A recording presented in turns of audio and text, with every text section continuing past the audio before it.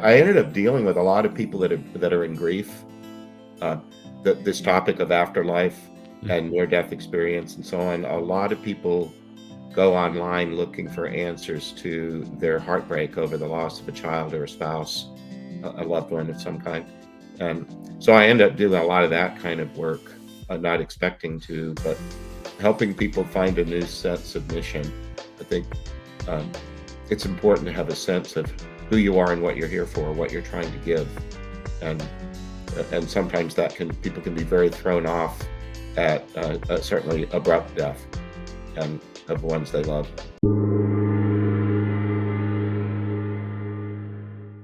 Welcome to the Consciousness of the Way. I am your humble servant and Sifu, Taoist Master Sun Qing, and we have an incredible offering from the universe today. Another amazing being that has been gathering his path through this lifetime, offering all different levels of consciousness. Welcome to the podcast today, Father Nathan. How are you, my friend? I'm doing great. Thank you for having me on. I'm very, very grateful to have you on. I'm always excited to share and have great conversation with other people that are spreading the faith and understanding of something greater. And I get very excited when I go and visit all different types of belief systems, religions, spirituality. It doesn't really matter what it is. It's an opening. So with that, I would love you to share with my audience a little bit more about your backstory and how we got to here today. Well, some basics are I grew up in Southeast Texas in a Roman Catholic household, one that not only taught me about the do's and don'ts of organized religion, but who were training me in spirit and prayer and spiritual practice from really tiny, as far back as I can remember. I'm After college, I went to Trinity University in San Antonio. I began to discern a calling toward public ministry. I had to work through, would it be as a Roman Catholic? Would it be something else? But I was really determined to not spend an awful lot of time on that kind of discernment. I really was eager to get about my life and not spend too much time figuring out what it would be. So I moved through those early 20s. I joined the Dominican order. We're a semi-contemplative order. For your audience that's only listening right now, I'm putting up my hood. I wear a religious habit that has a hood built into it that reminds me that I'm a monk. But we call each other friars. Our order and the Franciscans were the first to leave the monastic enclosure and move out into the world. But we try to do so with the spirituality of a contemplative. So I've been at this for 44 years. I've been a Catholic priest for it'll be 39 soon. And much of my career has been in campus ministry. I live right now on the University of Arizona campus in Tucson. I'm not employed here in that work any longer, but I help out around the edges. Wow. I just absolutely love it. Humanity goes through this timeline of spirituality, atheism, religion, and quite frankly, both of us representing a different belief system or religious understanding. I definitely fall in the category of wanting to support more people falling back on their faith, because there's this sort of like this groupthink or mob mentality recently in the last couple of years where people are being, attacked and literally beaten because they believe in something that it might be in the category of religion. Now, when you speak about organized religion to religion, what would you just say or decipher is the difference between the two? I'm very big on words and what they mean. I just was asking you before we started this interview what your name meant. Religion is from the same root word as rely, and the word for ligament. A religion ties together small strands of muscle into a ligament and makes the individual stronger by running parallel to those around you, but also bound together in a way that strengthens. So that's what I try to bring to my religious practice and the people that I serve. Um, I'm I was raised in this tradition. Of course, all of us have to decide whether we stay in the tradition that we were raised in, if we were raised in one, and then how to appropriate it in a way that's specific to oneself. So I did that early on. I saw a lot of reason, especially as a teenager, to be cynical about things, including my religion. But there comes a point at which, at least for me, I didn't want to just stand on the sidewalk and watch the parade go by, passing judgment on it. I just decided I want to dive in and be a part of my religious family for in all its joys and sorrows. Wow. I got to tell you, the amplitude of your energy just upgraded just when you started speaking more on the definition of religion. And my eyebrows are getting burnt right now. And that's just probably Sorry. just how you, it's just how you transmit. It's very cool. I want the audience to understand when you're looking at auras, his aura is just a blinding white light with like gold just glimmering through every little facet on top of the gold halo. And then I can see other images of specific spirits, i.e., uh, Jesus, fundamentally an interesting one, but not really. I mean, it makes a lot of sense to me, but it's more when you ascend to a higher frequency for the audience, there's a transmutation of that, and it comes in the form of like the metal color of gold, and you cannot manipulate that. You cannot fake it till you make it. If that's coming out, that's very present where this person is in their own ascension. Just an observation, but it's beautiful, and I'm enjoying the what is it called? The high, the contact high from your transmission, my friend. Well, that's very kind of you. Thank you. Yeah, yeah, and so let's speak more about the things how you walk over that threshold and you're now sort of like exhibiting there was a reference to a near death experience, and we understand for our own practices this is a great way to get a taste of something greater than this 3D reality that we perceive before us. And that's when most people end up on your doorstep, my doorstep. I want answers. I don't know how.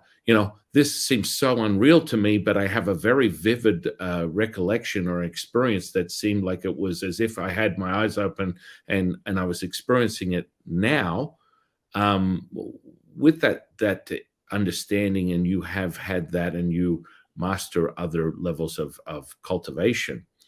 What do you think is the I don't know the appropriate method through your training, taking someone from an NDE and transferring it more into an OBE, understanding these levels of ascension, and then being able to quantify it in their 3D reality? Well, let me clarify. I'm a member of IANS, the International Association for Near Death Studies. In fact, it's convenient to both of us. The upcoming international convention is in Phoenix this summer at the end of August and the first 3 days of September. I've been a member of IANS for a long while because I was always interested in out of body consciousness. I haven't had an NDE. I haven't had a trauma to my body that's flipped me into that realm. But I know Raymond Moody, who had coined that phrase. He's still active. He wrote that book Life After Life in 1976, and he's around 80 now, but he's still active in the field. He's been on my podcast.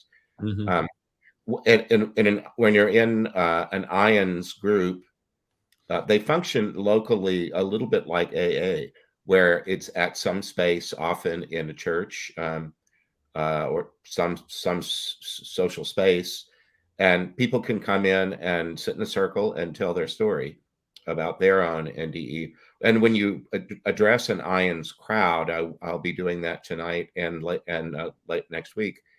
The speaker will say, how many in here have had an NDE? And maybe 2/3 of the room raises their hand. And then they'll say, now, how many of you have had an STE? That is a spiritually transformative experience. And the rest of the room raises their hand at that. My hand goes up with STE. But I'm very interested in consciousness studies here at Arizona, University of Arizona. There's a consciousness studies program. There are number of them around the country and around the world. I just want to be around people that are talking about experiences that bring us outside of ourselves and expose us to things that are beyond the material. So well, soon we'll get into the specifics of the books that I've written and so on. But I was trained to understand that I was a citizen of Earth and a citizen of heaven. That I had a family on Earth and a family in heaven. As a little tiny child, my mom would say, "Go put your pajamas on and brush your teeth, and I'll be in to help you with your prayers." And we would we were dealing with our Earth family all day long, but before sleep, we dealt with our heaven family. So we would talk to the heaven family, and they also were with us on Earth. It's just that they were not with us in exactly the same way that my siblings were. So I was learning about how to be a being that was more than met the eye, that had dual natures that were mortal and immortal from very early on. Yeah, I mean, this is the world that I live in. I mean, people talk about this, as you coined it, the NDE, the spiritual awakening, consciousness, all this type of stuff. For the last 30 years, over 30 years, I haven't pulled any punches when someone goes, "Well, what are you doing?" "Oh, well, I'm a Taoist priest." "Well, what does that mean?" "Well, I do exorcisms, house clearings, feng shui, spiritual awakenings, manifestations, magic, let me see, clairvoyance, channeling, mediumship, healing, physical healing." It all goes under that same category. So you start to realize I've defined it more as a sensory perception, because no matter what you obtain from something outside of your physical body, you still have a register of it that is in the consciousness as we speak of, but it's still, you can reference it, the physicality of it, the transmission, the kinetic charge that comes from that very experience. And you can go, wow, okay, this took place. And the validation is, what are you doing with it in this 3D reality? And most people tend to sort of like play with that. Like, I had my NDE, OBE, STE, or however you define it. And now what do I do with it? Well, for me, I just reveal mechanisms that make it repeatable and repeatable and repeatable. And that's something that I've witnessed. I think my entry level was the addiction. And because I could access it instantaneously, many decades ago, it was just an obsession that hasn't changed to this day. It's like every day is Christmas. I wake up in the morning and I'm grateful to experience something that someone would consider profound and I accept as reality. So when you do your stuff, do you focus on the religious perspective in relation to how you access this energy, how you refer to it as God, Jesus, or are you just now speaking more within a spiritual context of ascending from 3D, 4D, 5D, a quantum physicist perspective? How do you approach it to help people understand what the nature of their experience? Well, to begin with, I believe that everything is one, and that when we do speak of levels or some other kinds of distinctions between, like the one I just mentioned, my Earth family and my Heaven family, that was one of the ways I was taught as a little tiny one. The universe is one. That's why it's called uni. So I try to be mindful. Later today, I'll be cooking for a few guests. That I try to stay in the present moment, pay attention to what I'm doing right this second, not let my imagination dwell on the past or fly into the future. Just mindfulness, which I'm sure is a large part of your life and practice. And being a contemplative for a long time, that's one of the keystones of it, is to live in the present moment, even if it's painful, and ask, if it's painful, ask for the present grace to move through it. And I joined this particular order, the Dominicans, because our founder, Saint Dominic, was his nickname was the Joyful Friar, and friar is just the word for brother.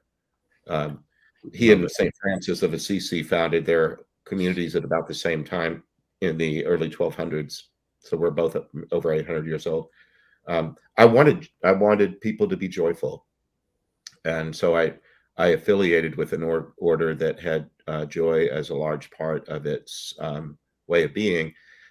That doesn't mean there isn't sorrow. It's just that we can wait in joyful hope while we're in sorrow, because uh, night turns into day, dark into light, um, sadness into joy. In the Christian story, Good Friday turns into Easter morning. Uh, just stick around. Just stay tuned.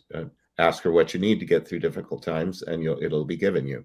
So, but then at some point, we'll probably be talking about the books that I've written and the specific work that my prayer partners and I do with people that died suddenly and violently who need a little help. Right, right. And so this is sort of the foundation of how you sort of approach it. So yeah, let's go straight into that. So someone who has died, Yes. either you mean dip their toe into the 0 point and then come back and realized there's something more. How would you help them understand that very experience? That's really not the population that I serve. The population that I serve is people who not only nearly died, but really died. My first Mhm. book was on the Wizard of Oz. You might see it. There's product placement on the wall behind me. See the picture of the dog over my shoulder up on the wall? That's the Yeah. cover of my first book, which is called Toto 2, The Wizard of Oz is a Spiritual Adventure.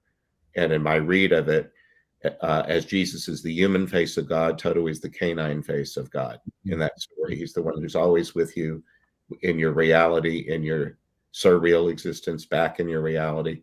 Um, the ones that I deal with in the Wizard of Oz story, the coroner in Munchkinland sings a song about the Wicked Witch of the East who's been crushed by a house, that she's not only merely dead, she's really most sincerely dead.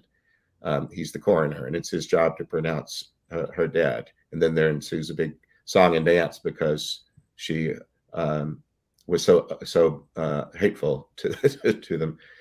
The people that I deal with not only nearly died, they really died, and they died suddenly and violently in all the ways that that can happen. Lots and lots of car crashes, Mhm. shootings, stabbings, drownings, suicides, the gamut of ways in which people can leave their body quickly and very often unnaturally. I'm not talking heart attacks and strokes and the like, all the violent ways that that can occur. They Mhm. they apparently have some entry level into the afterlife that accommodates the fact that they're in shock, that they've just went through uh, something horrid and need a chance to Mhm.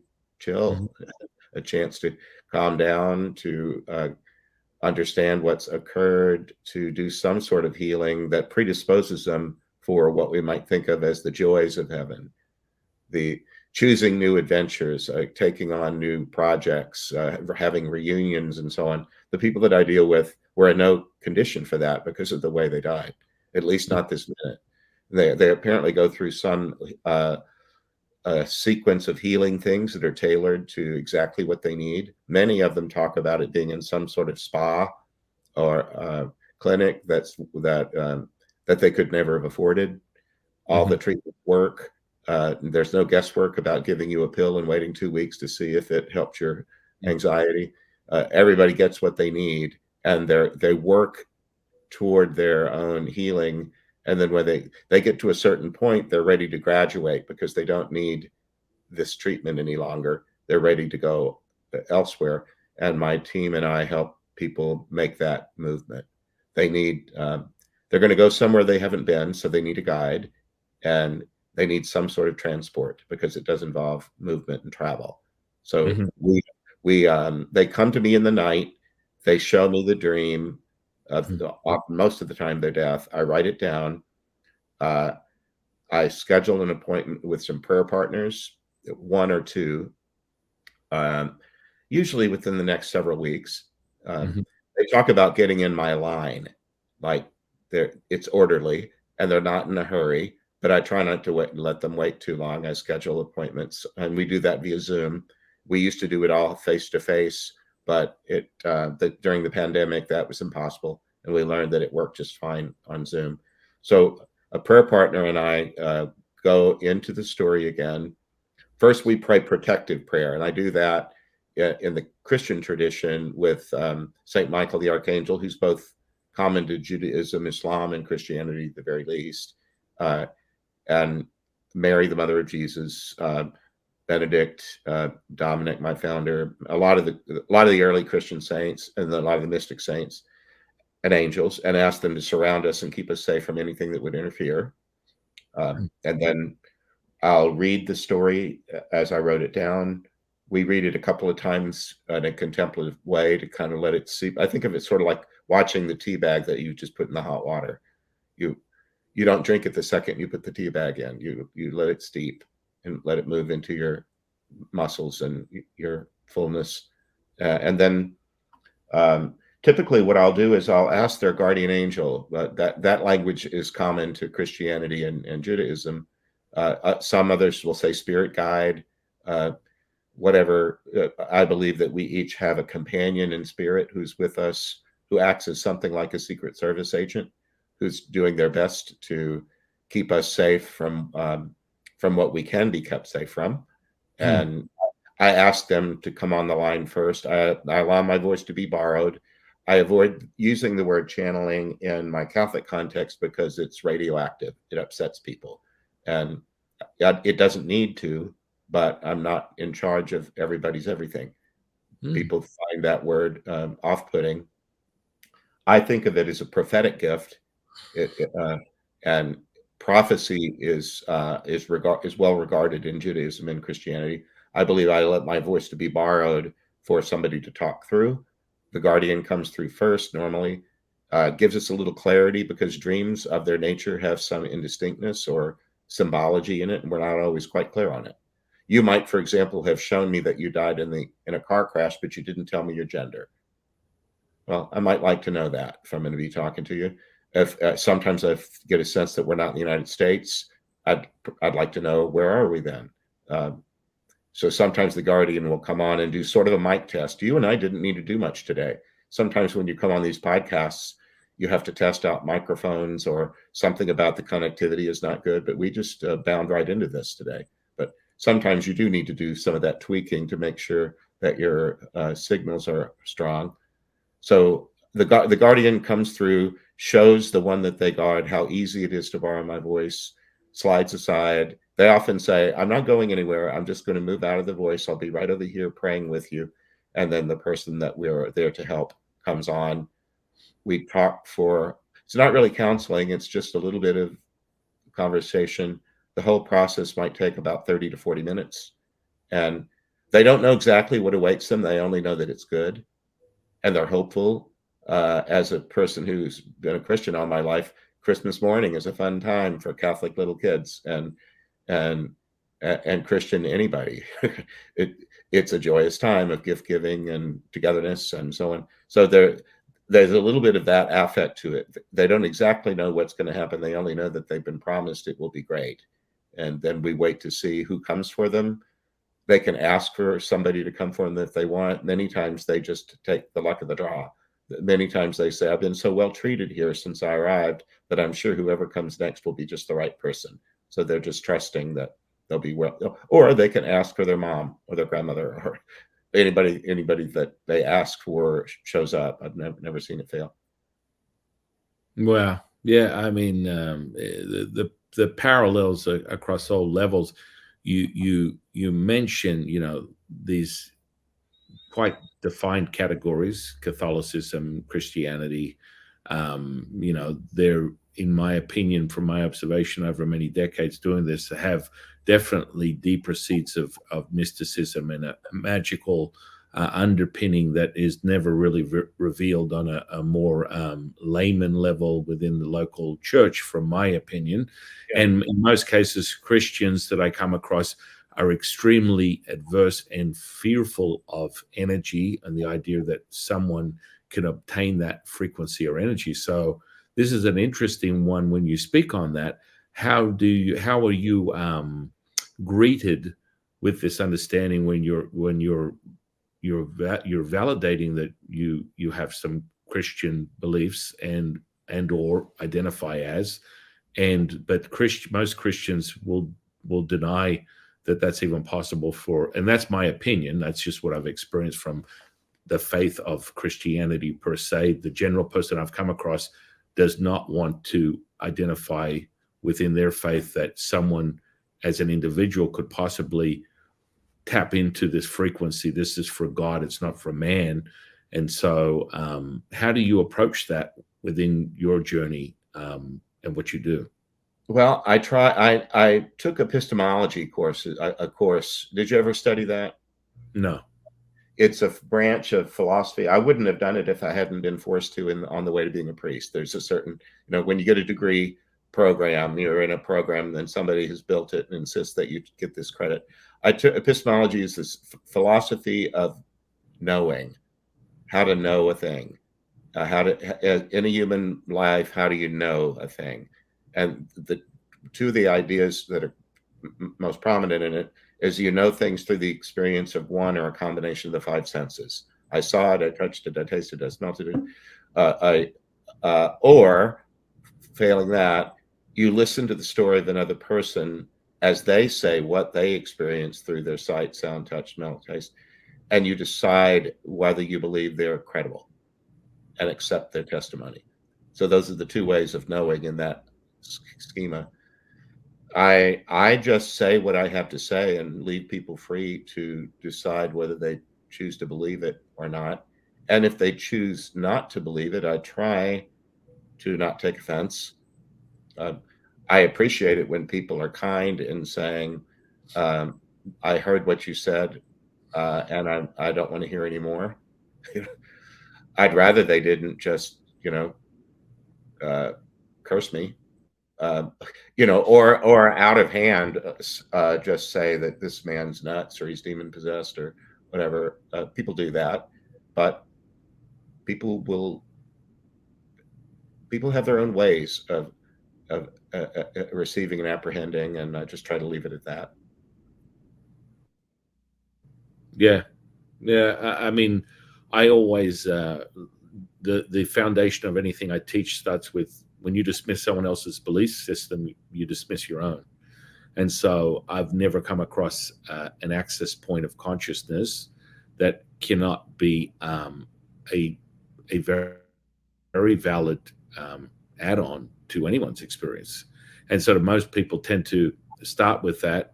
And if I had a penny for how many people that I've shared experience with or guided them in their own journey that started out within Judaism, Christianity, Catholicism, and all of a sudden they're like, I think I'm Taoist. I don't know. I just think I've got a different view of reality, because it's just that experiential, the empirical validation, the data point that you can put on there. That no, just as Father Nathan said, it's all comes down to show me. It's a validation. You need to be able to experience it to register as your own reality, or it means nothing. It's just empty words, and there's no such thing as empty words. But in that vein, so I'm really appreciate your understanding of that and how you decipher it through your own training. We very much tap into that, and you can instantly acquire an understanding of someone's mental, emotional, physical state when you understand the energetics. And that seems to be exactly what you're doing, which is very exciting for me to hear that. And Well, so I used to do it kind of quietly for a long time because I was in public roles, pastoring large, mostly campus ministry centers at Arizona State University, UC Riverside. Here at University of Arizona, I was on the staff, and then I was at Stanford for 7 years. Some of it just seemed too far-fetched I thought some of that phenomenology might get in the way of the ordinary ministry I was about. I waited until I was 60 years old. I'm almost 68 to write books publicly about these things. Um, but anyway, I part of what I enjoy is simply saying what my experiences are, and then listening to the way in which doing that frees other people to speak of their um, hidden experiences. Mm.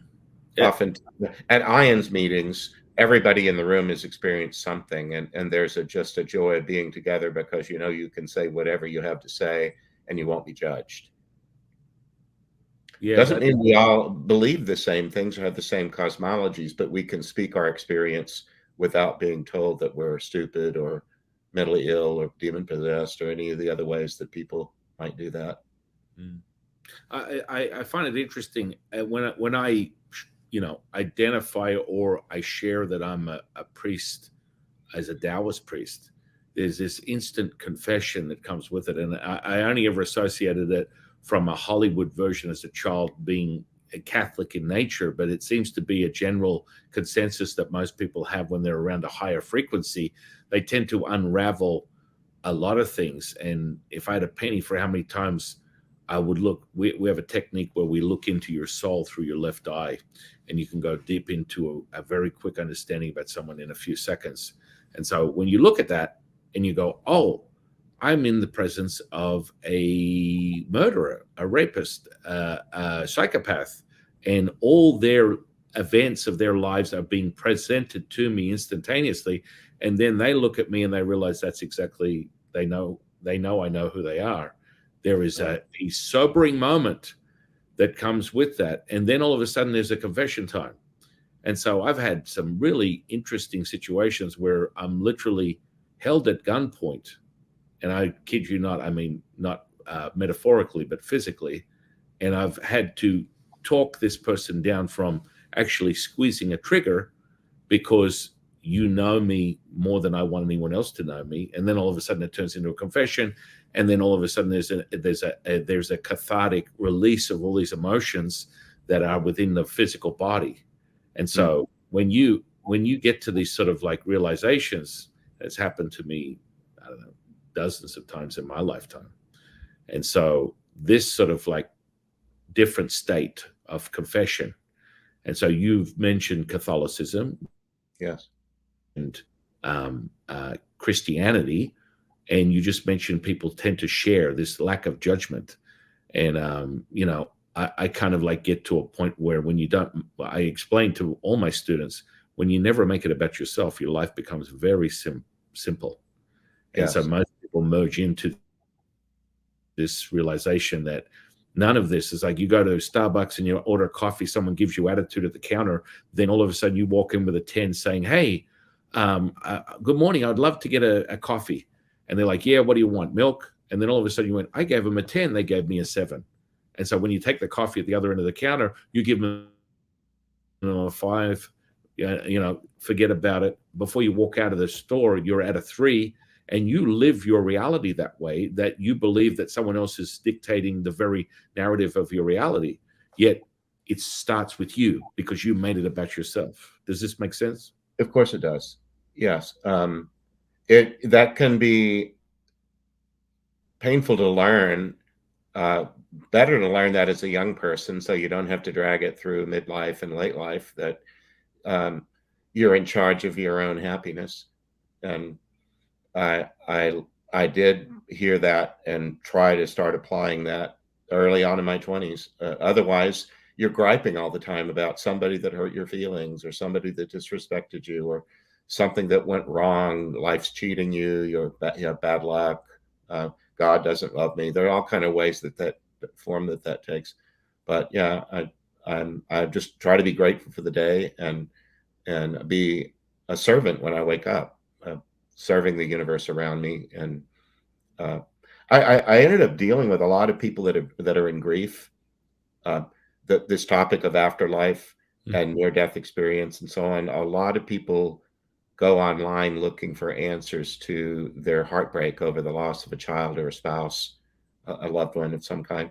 And so I end up doing a lot of that kind of work, not expecting to, but helping people find a new sense of mission. I think um, it's important to have a sense of who you are and what you're here for, what you're trying to give, and And sometimes people can be very thrown off at certainly abrupt death and of ones they love. So I try to, when it seems like they're open to it, try to help them form a new sense of purpose. Hmm. Yeah. And so you really go into the trenches. I want to help the audience understand. Any of the OGs of the channel get this, or anything that they follow any of my teachings.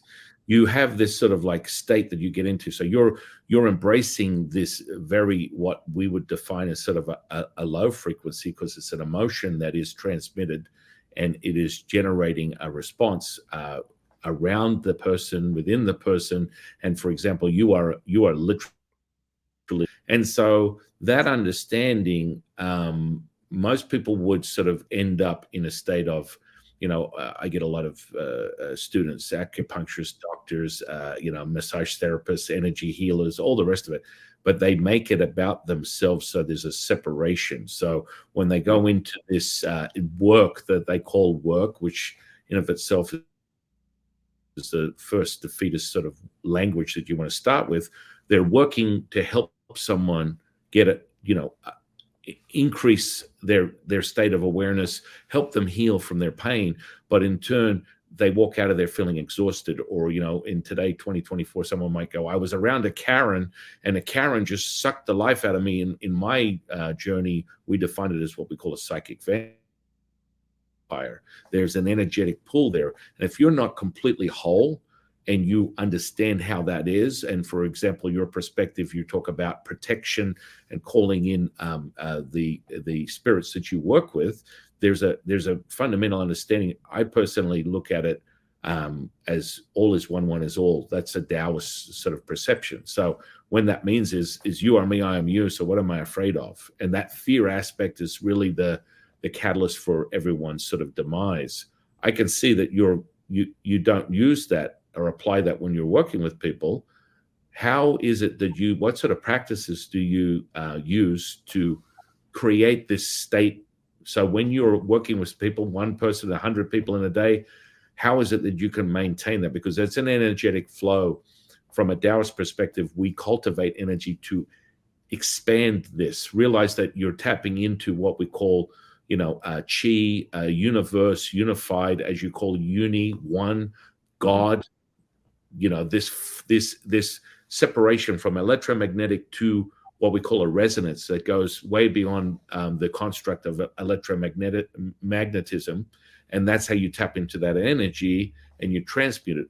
What would you use as a method to maintain yourself? Because dealing, or not dealing, but helping people on a daily basis in this sort of state, those energies have one purpose only. It's to vacuum all that is around them. And how do you help people identify that with their own healing, make them whole, and for yourself?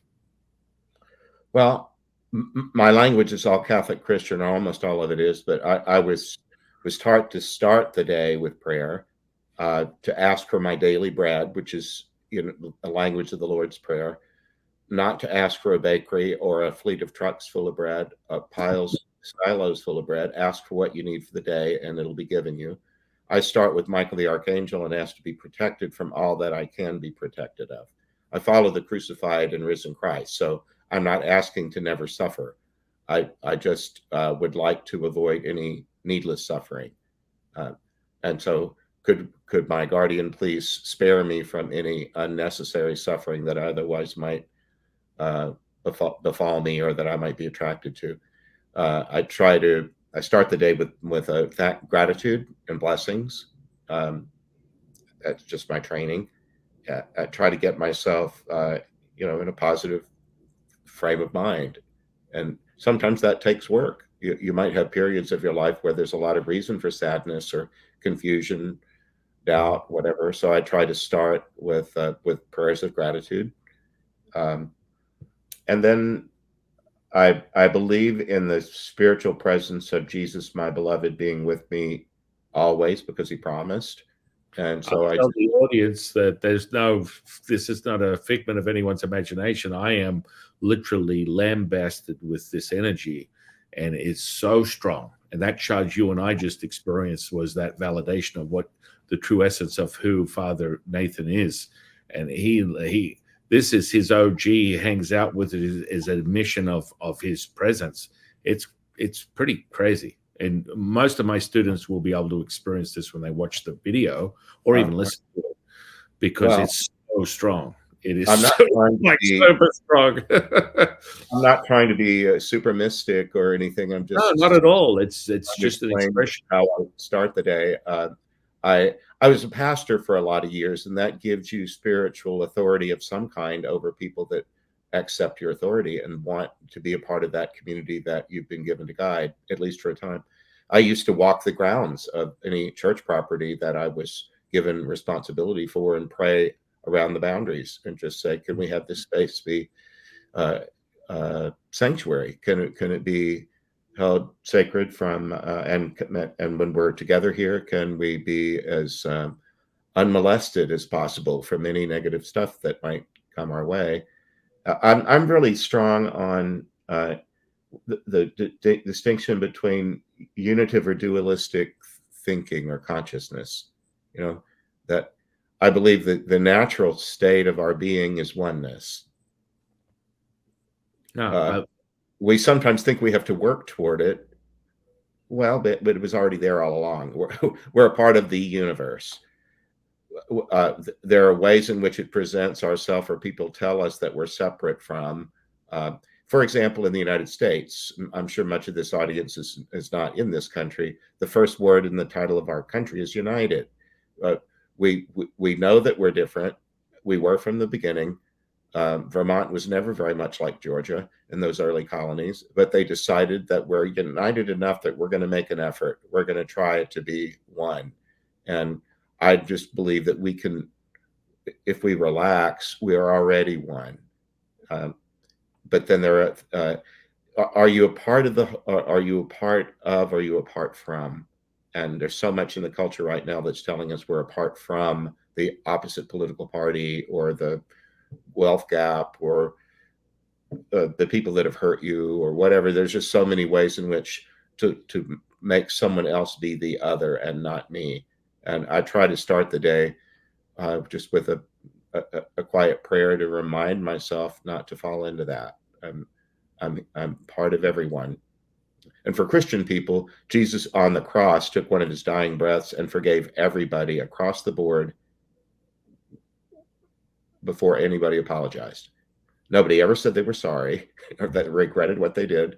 He just said, Father, forgive them. They don't know what they're doing. And he didn't say, except that guy over there, don't forgive him. I want him to rot in hell. That's not what he said. He just said, Father, forgive them. They know not what they do. So I try to practice that. And sometimes I try to practice forgiveness before the offense. You ever do that? yeah, I mean, we have a sort of a fundamentally different perspective, even within Eastern understanding, because people tend to categorize Taoism and Buddhism as the same sort of like belief system. Yet it's fundamentally quite different. A Buddhist looks at life as a pile of dirt covered in diamonds, and they pull off another diamond looking for more dirt. They want to experience the pain and suffering of this reincarnation, if you believe in it, to hurry to level up to their next life to gain more consciousness. Whereas a Taoist looks at life as a pile of diamonds covered in dirt. We dust off some more dirt and find another diamond and go, wow. So, I mean, fundamentally, you look at it as like glass half empty, glass half full. And that's truly the essence of all things, being from the dualistic to united premise that you were speaking of. This is sort of where we sort of like remove the veil. As you ascend, you go from dualistic duality, which would be very much a simulation of a 3D sort of humanist personality experience, a struggle, however you want to, you create the adjectives that define you. So forgiving is sort of like, it gets to a point where it's part of the emotional content, but I find that when I first start with someone, they have a definition of love that which is very subjective, in my opinion, until otherwise noted. So subjective in the sense that they have this version of love that could be razor blades and bunny rabbits, and you think of unicorns and rainbows. Yet, as you continually open yourself up to what you project all day, every day, all this other stuff becomes filtered out and unnecessary, and it sort of like becomes in the periphery of the person experiencing it, and they realize the magnitude is coming from the oneness. As a Taoist, yin and yang, two sides of a mountain, you go up the mountain, the point of realization is all is one. That is the power of that charge you and I get right now. Oh yeah, bring it. I love it, because that's a tuning realization that you have, that you and I have, and this is part of your feeling. You're feeling this, you're experiencing this, and that validates whether it's real. Going back to what you mentioned earlier in the podcast. Yeah, and when the phenomenon of these souls that died suddenly and violently started showing up on such a regular basis, about once a week, it became clear that in addition to what I thought my work was already, I had this other thing that I was being invited into and called to help. I had to begin to wonder, how does it work? What's the metaphysics of it? How does somebody use my voice? Well, I used to ask, how did you find me? And I quit asking because I just kept hearing, I don't know, somebody brought me here. One time somebody said your light was on, and it reminded me of those Motel 6 commercials that will leave the light on for you. My bedroom is the cheap motel room for the universe. Come on in. It didn't matter how they found me. We're here together, and how can I help? And over time, just seeing that I already knew everything was one, but now I have a different experience of it. It's, life goes on, and sometimes people are fascinated with the new physics of their life after they've left the body, because they can change their body. They can decide to be a younger version of themselves, or very often they'll present themselves to loved ones the way they look in their wedding photo or in their military uniform when they were young and strong. They might have died in old age, but they'll show themselves in this other form. It just has so many, the metaphysics of it is very interesting to me, although I've only read enough of quantum physics to be ignorant about it. I try not to speak of it too much because much of it's beyond me. But I do know that we're all energy at the most fundamental level, and that anybody can understand that. That doesn't have to sound esoteric. It's just the truth of things, that water, ice, and vapor are still H2O, and at the lowest level, regardless of how they manifest physically, they're still energy. It's just, that's the way it is. Most people can understand that if they're of a mind to.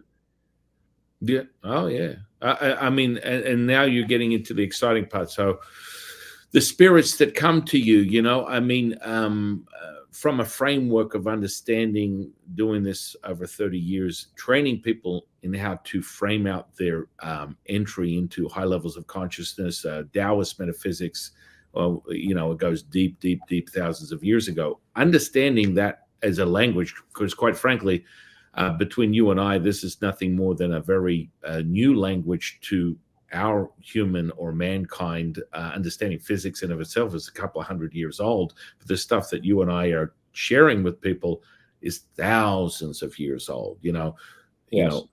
It basically is defining the understanding of what they're speaking of, because we're able to show people this level of awareness, and it comes in this form. So I don't really have a problem with spirits or entities knocking on my doorstep. I get it all day, every day, and I either have an open or closed sign. But most cases, more recently, I just had Bruce Lee come in, Thoth, a couple of other ones. And there's a fundamental difference between a mediumship as opposed to channeling, in my opinion. It's like a degree of difference. I can have a conversation with an entity, but not actually draw it within my physical field. Now, does that really fear? Do I get afraid of that? Not at all. I mean, my teachers are pretty much speak through me all day long. And then there's these flybys, these drive-bys that come in and say, hey, I got this information I want to share with you. And you can't make this stuff up, because it's sort of like it's translated into your 3D reality. You're able to validate it through so many points of reference and information. And so you get to the point, you've been over 40 years, you get to a certain point where, as we talked about, what is real, or what is something that might have been contrived by your personality, which I don't really have any of those sort of like miss signals anymore. I kind of sort of fell into it almost immediately. I had an issue with that, but a lot of people are getting that sort of the word you would use, struggle to understand what is their personality, what is their higher self, what is another spirit entity, how am I translating this? And when I remind people, I always say, all thoughts you remind are not yours. And they're like, whoa, that's a one to digest. That's going to take me a long time because that's the truth. I mean, Father Nathan here is not speaking from his humanness. Everything that's transmuting from him, even though you could identify with his physical body, is coming from a higher level of awareness, this oneness, this unity. We speak of the energy, and then of course you can feel the difference between an electromagnetic to this resonance, which is fundamentally different. You reference water, but it's almost like, as we talk about it within Taoism, Qi, and then God, as you would reference it. Right. Well, one of the paths that I've taken is friendship. I believe God is love, and one of the manifestations, categories of love, is friendship. And so friendship with God, especially in the person of the risen Christ, has been important for me all along. So I try to move through the day conscious of being always in the company of my beloved. And nobody really wants to be in a long distance relationship if they can have the close-up kind. The close-up kind is way more fun. So I try to make my awareness receptive to the presence of Christ around me all the time. And when you were talking about different kinds of speech, I'm a preacher, and that's the crowning. The order that I belong to is informally called the Dominicans, because Dominic was our founder. Formally, we're called the Order of Preachers. The letters OP go behind my name. So preaching is, for us, allowing God to speak through us always. But then especially in Eucharist, in the Catholic Mass, when I'm preaching, I'm not speechifying. I'm not trying to impress with oratory or something. I'm trying to let God speak to his people through all I am, through the media of me, through my stories, my way of looking at things, my history, my relationship to the people I'm speaking to, especially if they're ones that I'm well known to. When you're a pastor of a congregation for years, I was 12 years at Arizona State. You've done a lot of baptisms of babies, and you've buried the dead, and you've been through, marital struggles or whatever. You've been through all kind of things with people.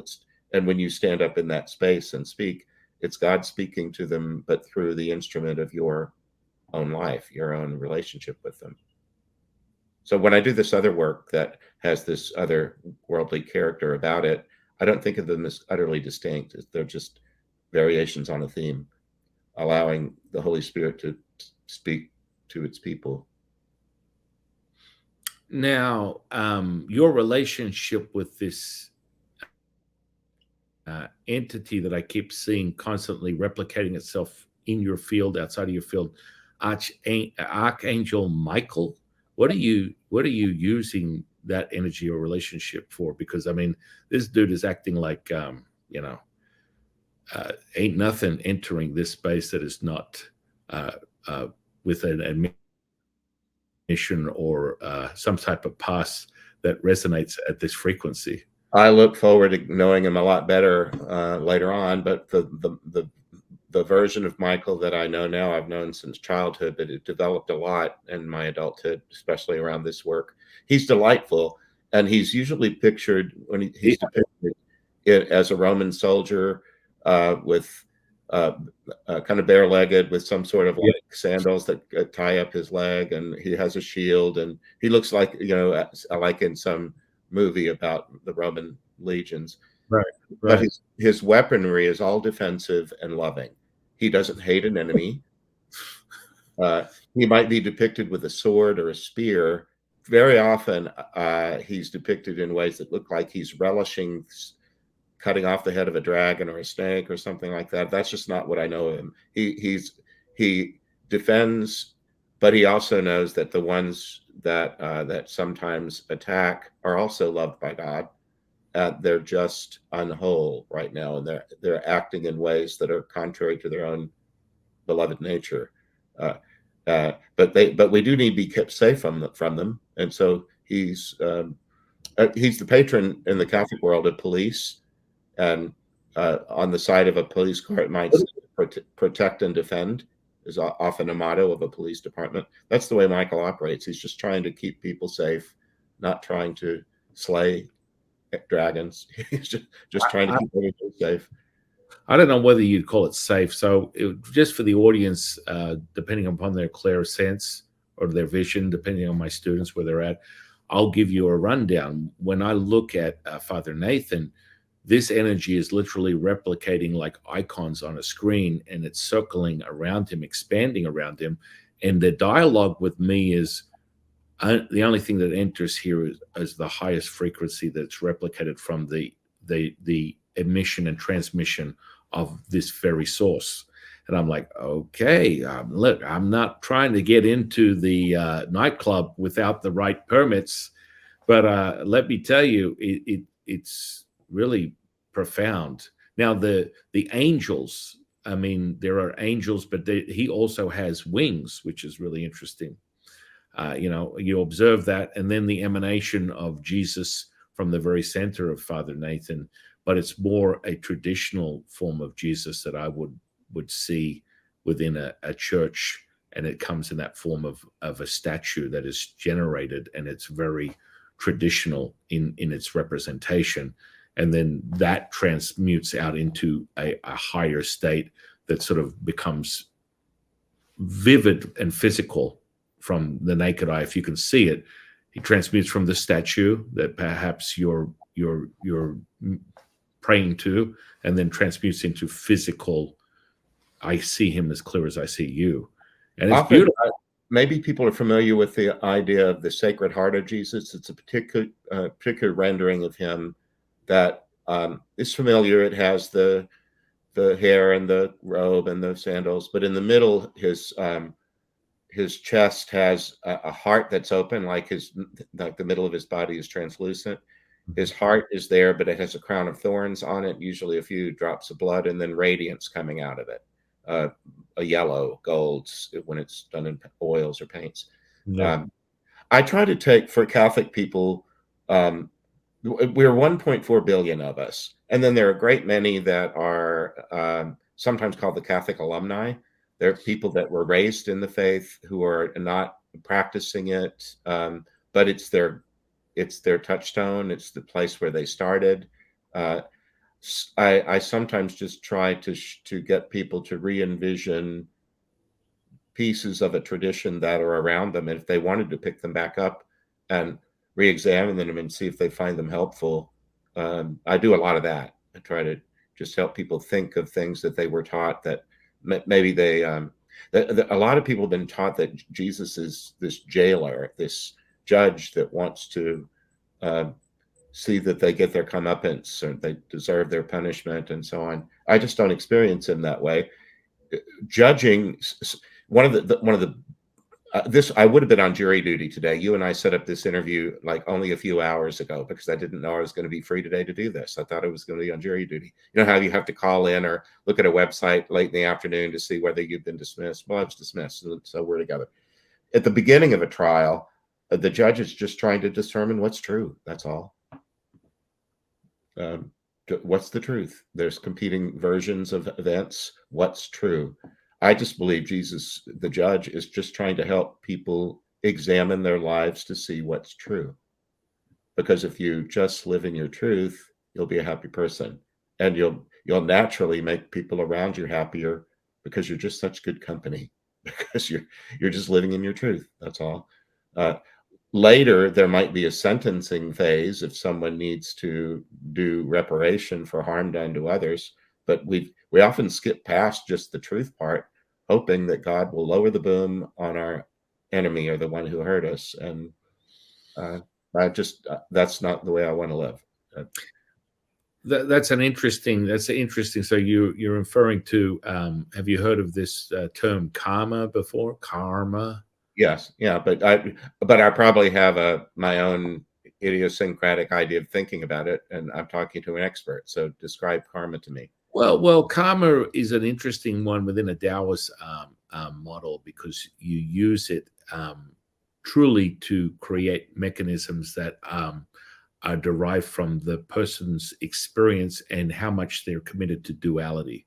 So when you construct magic, the magic for me is quite simple. If I'm creating magic, and I've done this, many times, you create a what you would consider an energetic structure, and within that you put in however you want it to operate, however it might be, create this, do that, affect this, change, and this all comes within a higher frequency, and it's never to specifically in, you know embellish or punish someone, but it depends on, it's all determinative on the individual's perception. So if you're in you have a karmic model that believes that if you walk under a ladder, you're going to have good luck, then good luck will find you. If you walk under a ladder and you believe you're going to have bad luck will find you, because it starts with that seed of realization. So Right. when you create magic, it's all predicated on the individuals engaging into that field, imprinted field, and whatever information you've put into it and how you want it to replicate itself. And so karma in of itself is really defined by the individual's perception of their reality, and it will only be repeated and shown to you in your real life experience. Now we come to this thing where a lot of people are talking about a soul contract, a soul review, what happens when you get on the other side. Now, what I tend to find, and I've transitioned dozens of people over my natural born life just recently, just a couple of days ago, there is a level of awareness that comes with it.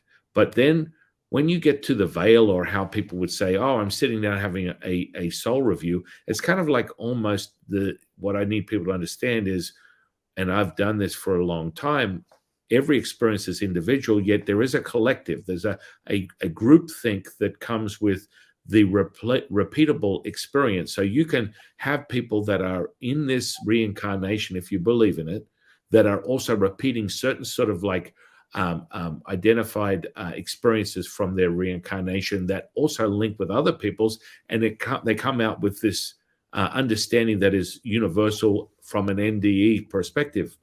When I get to the other side, this is what happens. I sit down and I go through all the people that have hurt me, all the people I've hurt, and then I'm feeling and experiencing all these things. This is also based within, and from my experience, within the individual's belief system.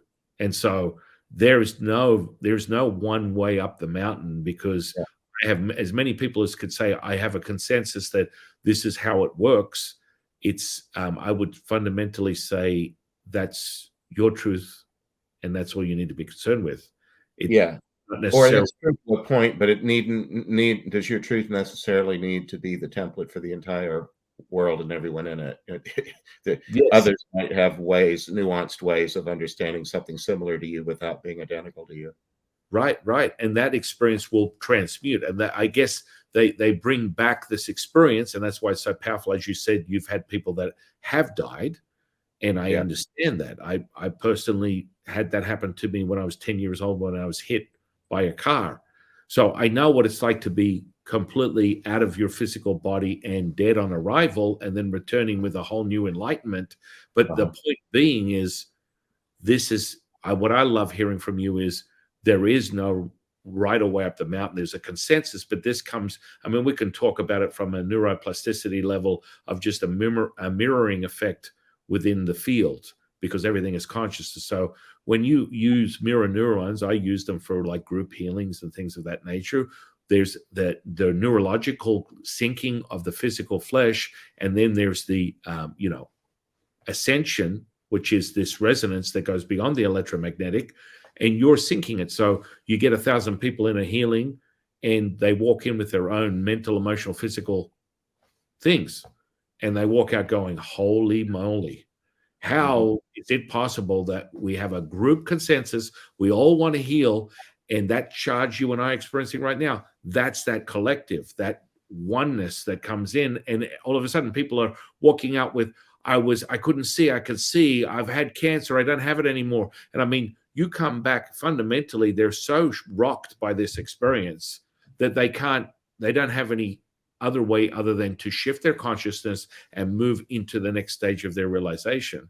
And this is a beautiful part. But I would also say that that's sort of like a resonating thing that, from a perspective of a guy named Tom Campbell, who's a NASA physicist I had on recently, he calls it the largest consciousness system, right? So he believes that consciousness gives you what you need right now. And Yeah. I would have to agree that it's like you're getting whatever you're what's necessary for you. So if you're on Father Nathan's doorstep or mine, you're resonating with whatever that is from a past life or your experience right now that has brought you to this point, and this is what you need right here, right now, that present moment. What are your thoughts on that? Well, it reminds me of why I stay Catholic and why I stay a priest and stay a Dominican. Um, again, there are 1.4 billion of us that speak this language, and why not stay bloom where I'm planted, help in this part of the universe, because I know this symbol system, I know this language, I know God as my beloved Jesus, and there are a lot of things in this tradition that people, if it were only explained to them differently, might be able to access. Um, Oftentimes they've been hurt because some religious leader or parent or somebody maltreated them in God's name, and then they're done with the whole thing. And then other times they reach a point in their life where they really are struggling and need meaning and need help of some kind. And now people find uh, they go searching for answers online, podcasts, and uh, even during the pandemic, if people had a community of faith or of spiritual practice, oftentimes the buildings were closed. Even people that were well connected spiritually to a communion of other folk, the place was closed. So it pushed a lot of people online. So now I just find that I'm dealing with people all over the place because the internet goes all over the place. And very often I'm just reminding them of some basic tools that are available in the Catholic Christian tradition if you want to use them. We were talking earlier about karma, and what you were talking about attracting things. I use Velcro as an example. Half of a strip of Velcro is just ready to receive the other half. And if you, in the Lord's Prayer, the language Jesus taught us is, forgive us our sins as we forgive those who sin against us. Forgive us our debts as we forgive our debtors. Uh, you don't have to if you don't want to. You can just continue to be angry and enraged and embittered but because of what somebody said or did. And very often those people have lots of very deep wounds, lots of wounds that go all the way back to childhood that have never really been fully addressed. Um, but you can also say, if you would like to not have that Velcro on the outside of you, ready to be offended at the next thing that reminds you of the thing that hurt you the last time, there are ways to get rid of that. You know, we can work on that together. You don't have to wait for the universe to conform to your preferences. You can live in it as a free person who's not going to be easily offended by the next opportunity. But Jesus didn't get more and more bitter as he got closer and closer to Jerusalem. He, he was maltreated every day of his life. And he didn't just become this clinking, clanking collection of colliginous junk. That's what the Wizard of Oz calls the Tin Man. He didn't get that way. He just kept forgiving as part of his daily practice. And that's something that I emphasize, is that uh, just forgive everybody's everything as much as you can. Ask for the power to do it where you can't complete it. Don't worry about finishing it today. If you still need to work on it tomorrow, work on it some more tomorrow. Give it one of the things. Do you have any practice that you do before sleep regarding your own Uh, breathing, or the way that you say goodnight? oh, absolutely. I go deep into a specific practice that runs through all dimensions, and I cultivate certain energies. I have a sit down debriefing of the day's realizations with my teachers, and then I set forth creating the framework of what I want to experience within the dream world, which is a very thin veil. And so it just amplifies my next morning when I wake up. I start with the same processes, giving yourself the ability to I mean, I pretty much that's my reality, eyes open or closed. Yet that the functionality of a processes from the viewpoint of a humanist sort of like processes is a heteroaction. What you start, you must finish. That's why the power of forgiveness is so hypnotic in of itself, and it really is effective. Just being able to forgive someone puts an end to whatever you're suffering from an emotional standpoint.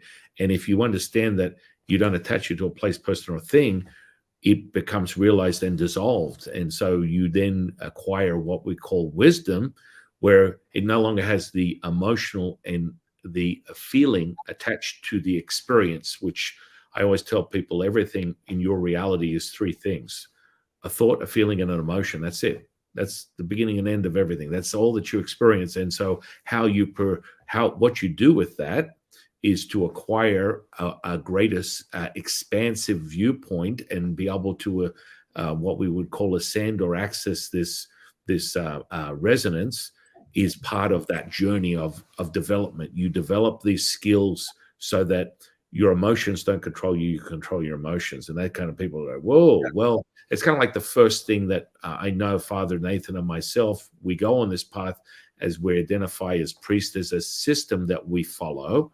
And within the system, especially within Taoism, that's the first identifier, is not to be immersed in your emotions. So you train to quickly put them aside, identify them, sit, roll over, play dead, and immerse yourself in a higher frequency. You can feel anything you want. You can experience anything you want. You can also be absolutely as one, the present moment. That means there's no title, place, person, or thing. You are all things. And that's where the secret source comes in. If you can apply that on a second by second basis, now you're off to the races, where you're that, beam of transmission that comes with it. So within Father Nathan, I guarantee you, I can tell you this: he and I can walk into a room and you'll have people that'll gravitate to us and be repelled. And you won't even say a word.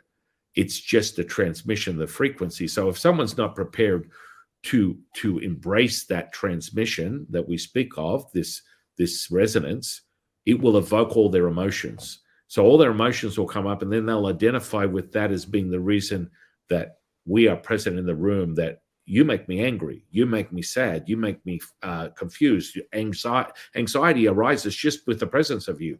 That's the transmission of that resonance. And so the duality will be very present and evident, because humans are working in duality. The resonance is not a dualistic presence. It's all things. And so then you have that conflict within yourself. If you're not aware of anything, you only know what you know, you don't know what you don't know, you are going to now be bound by, I am conflicted, I'm feeling this way, I'm feeling that way. Where do I go with that? What's your thoughts on that? Well, let me ask you: when you broke things down into thoughts, feelings, and emotion, how do you distinguish between feeling and emotion? Feeling and emotion are quite different. So when you have a thought, an emotion is created, it's attached to that, and then that evokes a feeling. Now, most people would go, feeling creates emotion, but that's fundamentally you operate with imagery, and the imagery from here generates what the separation of electric and magnetic. Electric is how the brain transmits, magnetic is how the body transmits. And so when you look at duality, your thoughts are generated, whatever it is, passing by. Either I can project a thought into your mind, or you can create it, you can receive it from someone else. But then that, with that, it instantly registers an alchemical response in what we talk about, the three treasures, the pineal, pituitary, and the thalamus. And you create this alchemistry that uses the blood as the vehicle, the transporter of this culture medium, and then it evokes a response within this physicality. And all of a sudden, now you're off to the races. You have this emotion attached with what you are seeing, and it evokes the feeling. And now we're coupled with a feeling and an emotion that you register every time you walk through your journey.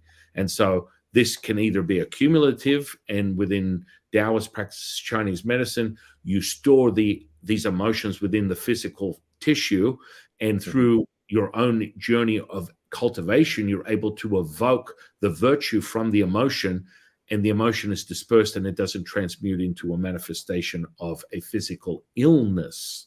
That's how I sort of discern the two. How would you describe it?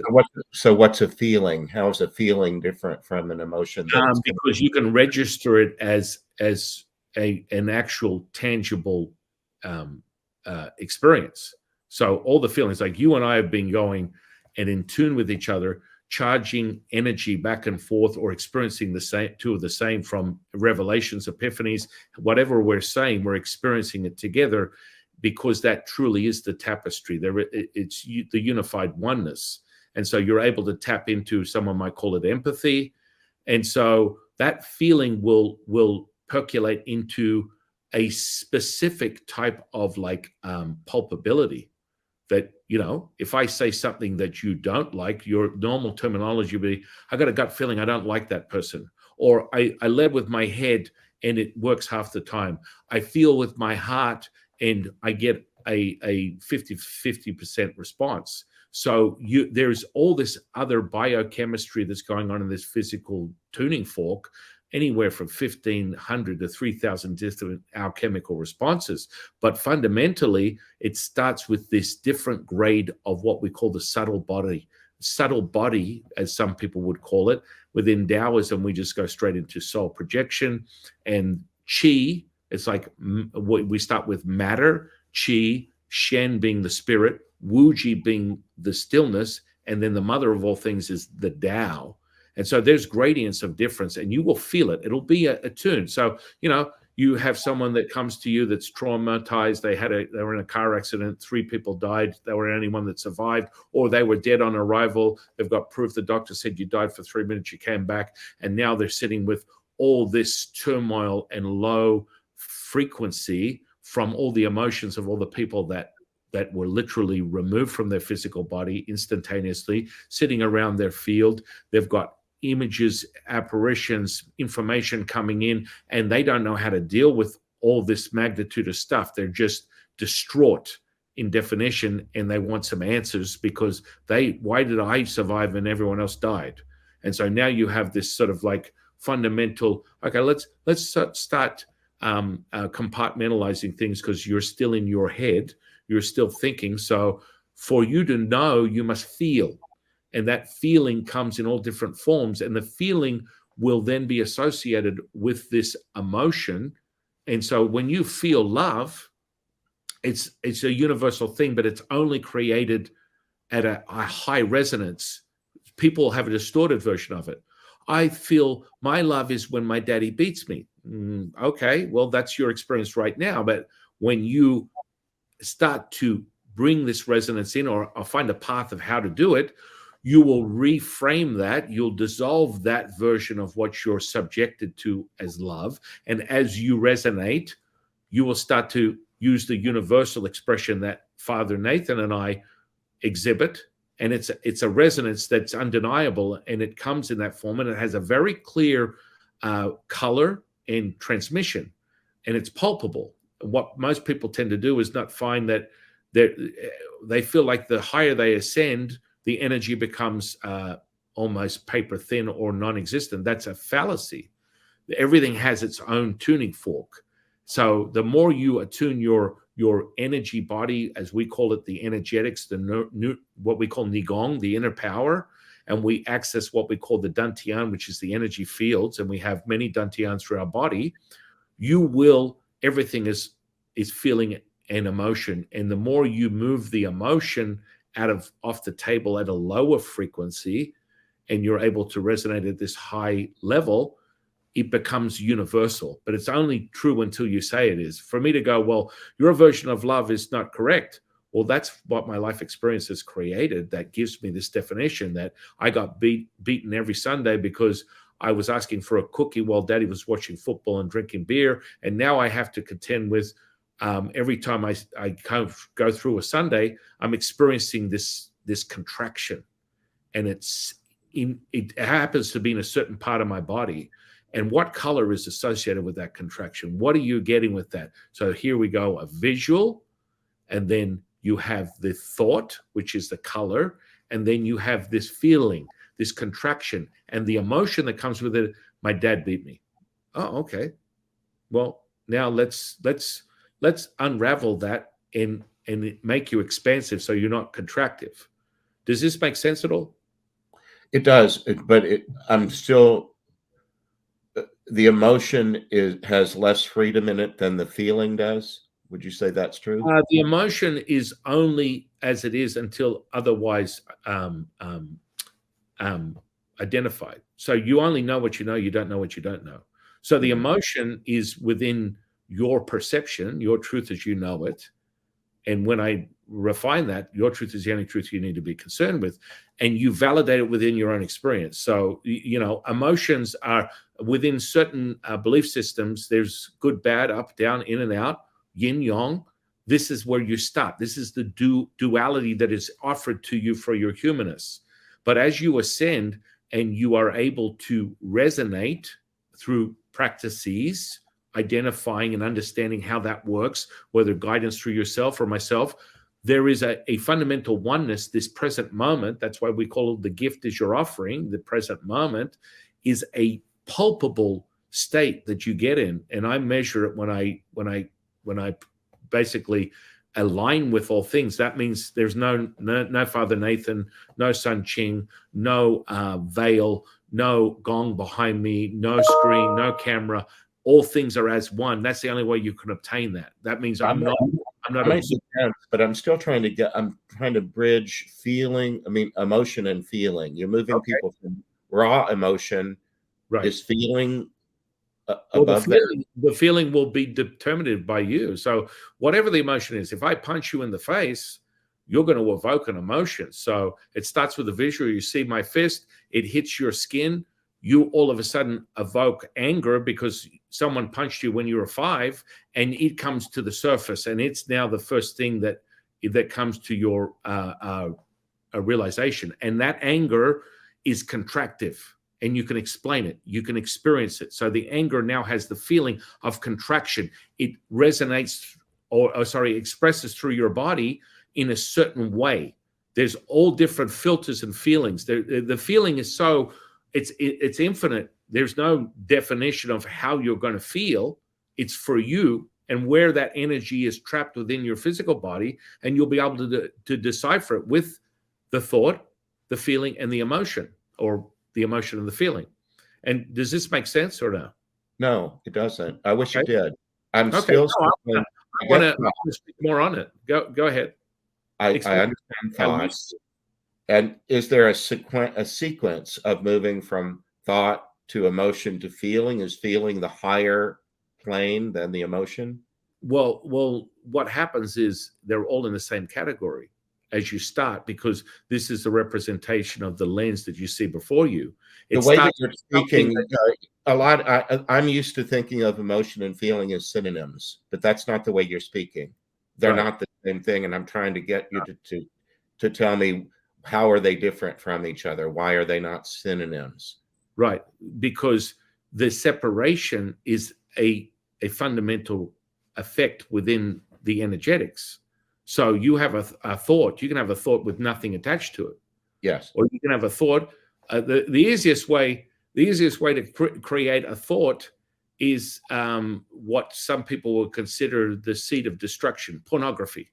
You look at pornography, you have an emotion attached with it, a satisfaction in like unraveling of, you feel good from the emotion that is evoked from you pleasuring yourself. Does that make sense? Well, you used feel there at the end. So you go from thought to, like, pornographic data gives you Like, not it feeling, gives you an emotion. emotional content. I feel very contracted because guess what? The emotion that's being evoked from that is, I am dirty, I am wrong, this is naughty, this is bad, whatever you want to, however you've associated that through your life experience. And that's why the data is variable to everyone. It's not like a formula that is exclusive or universal until otherwise noted. It only becomes universal once you move past duality. Duality means that you've got a crapshoot at individuals. You now have to decipher the thought, feeling, and emotion that takes place within their experience. And how does that work? It's trapped within this physical flesh. And this is something that the Yellow Emperor discovered, 10,000 years ago. But a lot of people tend to use this terminology: my emotions are getting trapped. I get a gut feeling. I lead with my heart. I think with my head. These are all sort of like expressions of something that people talk about on an unconscious level. And that's where we really get down to it. So if you want to understand it, it's the merging of the conscious and unconscious, because most of these things are happening unconsciously until otherwise noted. Until you are able to access and remove that veil from the conscious and unconscious, which is very easy to do when you attribute it and access a brainwave, you become 100% conscious. And what's the evidence? What's the evidence base of that? Is when you hit a certain brainwave, you're able to erase emotional and thoughts, even thoughts, not just, oh no, the thought stays there. You would choose to let that thought stay there if you want to create that framework, but you can erase it from the database if you choose to, or you can just have the thought and then you have the emotion and the feeling, or you can just have the feeling and not have the emotion or the thought. So that feeling will just be derived as a common thread of your experience, but you can determine what that is. And so you're able to move and tinker with that, because everything has an energetic signature. Everything. There isn't a single thing that is within this universe that doesn't have one. So I guess when you say you're still a little confused with the emotion and feeling as you've merged them two as the same, there is a fundamental difference from my perspective. When you have a thought, the emotion is evoked, which would be, anxiety. And that anxiety is representative of you completely feeling like you've had 50 cups of coffee. So, and that anxiety will present itself every time someone asks you, how are you doing today? Wow. So the visual effect is someone's looking at me, the feeling of the emotion that comes with someone asking me how I'm doing today. Does that make sense or no?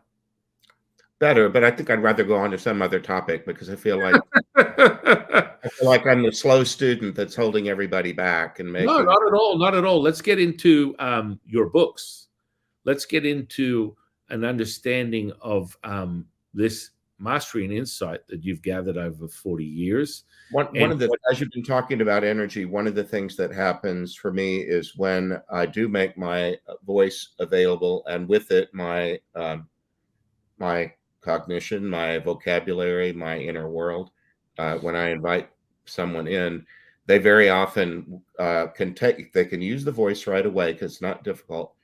But then because we're getting acquainted, we don't know each other. Mm-hmm. My prayer partners, the guardian we just met, and the soul that we're helping to move along, we're getting acquainted. So there's usually maybe 5 minutes of banter at the front end, and it might not because it involves their car crash. It's not just how's the weather. We might be talking about the way they died violently, but we're doing so in a way that skims the surface of it. The other car across the center line and data points. But then if they want to go deeper into emotion that this story evokes, they'll often say, I need to pause for a moment and we need to reconnect. We need to connect more deeply. Sometimes people use the image of a light bulb in a socket. You know how sometimes a light will flicker because it's somehow not fully attached. But if you turn it just a couple more turns to the right, that problem goes away. Or when we used to be in cars listening to AM radio along a highway, you're listening to something and you begin to go away too far away from the signal. And then you have to recalibrate if you want to stay on that channel. Do something that involves something that feels mechanical, that has to do with wavelengths. One of them explained to me that he said, your consciousness is like a sparkly green river, but it moves up and down. And I need to conform my movement to your movement because you wouldn't know how to do it on your end. I can see it and you can't. So they'll look at something that looks like calibration, something, like on those complicated stereo banks that people have. I never bothered with it, but they have some, the part that shows up and down movement in vocals. Yeah. Bass or treble or whatever. There's something like that goes on, and I just accept that I've seen it over and over again where it doesn't take long. All I have to do is be still, and then they conform to what my energy signature is, and then they can talk at a deeper level. They can express more emotion about the story than they could have at that other little wavelength that we were on before. That's something I experienced that regularly. Anyway, the people that we're helping, they don't need much counsel. They've already had that. You mentioned some survivor guilt. Well, there's survivor guilt for people that died because they found out, wow, this was way easier than I thought it would be. I never thought dying in a fire in my home could be so simple. I never thought being murdered could be that easy. But then they know that other people are grieving, or other people, they feel bad because they might have caused the traffic accident through some driving error. And now they feel bad that they did that, and they're having to work through that. Well, they get the help that they need. By the time they come to our place, we're really not doing that much. We're hearing about their progress that's brought them to this day. And sometimes I compare it to brochures in a hotel. If you ever had to wait in line at a hotel just to check in, but over to your left is a bank full of brochures about a steam train that you could go on, or some craft fair, or odd things that you might be able to do. Sometimes the people that we're helping are they're in their active imagination about what they'd like to do now because they're capable. They weren't capable before because they were too depressed, or they were too shocked, or too guilty, or something. They've moved through that, and now they understand that many things that weren't possible earlier are now. And it's sort of like the playground, the Montessori school, the Disneyland, the place where, or do you remember, were you attracted to going to college at one point? Yeah. Background. It's I went off to college and it was a candy store. I could learn about anything I wanted to. And we're at the entrance to the candy store. People are about to have all kind of really fun choices ahead of them, including reunions with loved ones if they want that, and the loved one wants it. So that's why I think it's such a fun work to do, even though you're dealing with very violent, tragic ends. It resets. People do go on, and they don't have to drag a nasty story along. They sometimes talk in terms of a name tag. I was murdered in a home invasion, but that's not, hello, my name is home invasion. I don't have to wear that. It can find a place in me because it's part of my truth, but I don't have to lead with that. It doesn't need to define me. Right. It's fascinating when you speak of how you attune yourself. It is. It's like you're attuning with this presence, the energy, the spirit, and it's transmuting through your very word, your very action, and uh, that seems They, to be they do the work. I just try to be still. And you and I, because we're meditators, know that there are some things that we can do, some tactical things we can do to be still. You know, sure, we can sure. do some deep breathing, or we can do some sort of space clearing and whatnot. I try to do that. I try to make sure I'm going deeper. Close my eyes helps. Deep breaths, without being all weird and kind of faux mystical about it. I just do. I Ooh, try to just focus. knowing the eyes fluttering or whatever, Yeah, or in the Oz story, you have Professor Marvel, who's a carnival uh, hack.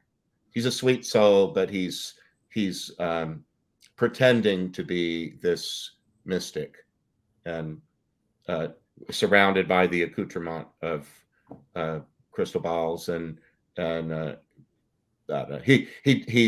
he's trying to sell himself as something that he's not. And that runs all through the film. Eventually, he has to. He's still very unfinished at the end of the film. He floats off in a balloon that he tried to take her home, and he doesn't even know how to run it. He's a drunk driver. He, so he's still on a very incomplete journey. But the ones that I get to deal with most of the time have finished a section of what they needed to do and are really free to move along. And it's joyous to watch them do that. And often they end up in things like parades. Um, I I just was with a guy that died in World War One, and he was trying to be of service to everyone around him, scrambling to find food and water and medicines and stuff. And he's once in a while there'd be a lull, and the children hadn't. They lived in a war zone, but they hardly got to play. And so he had a wheelbarrow because it was a tool. And he often used it to haul stuff around that needed to be brought from one place to another. But then he said, if there was a moment where we could play, I'd put the children in the wheelbarrow. And he said, once they put me in the wheelbarrow and the older ones wheeled me about. And when it came time for him to pass, he said, oh my God, it's going to be a wheelbarrow. They want me to get in the wheelbarrow and they're going to push me across.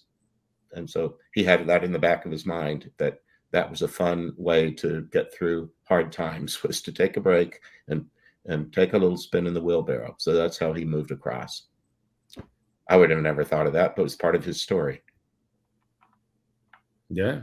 Yeah. I mean, it's just fascinating listening to the insight that people have, and that revelation, that moment of consciousness that brings them to that point. I mean, again, it's interesting.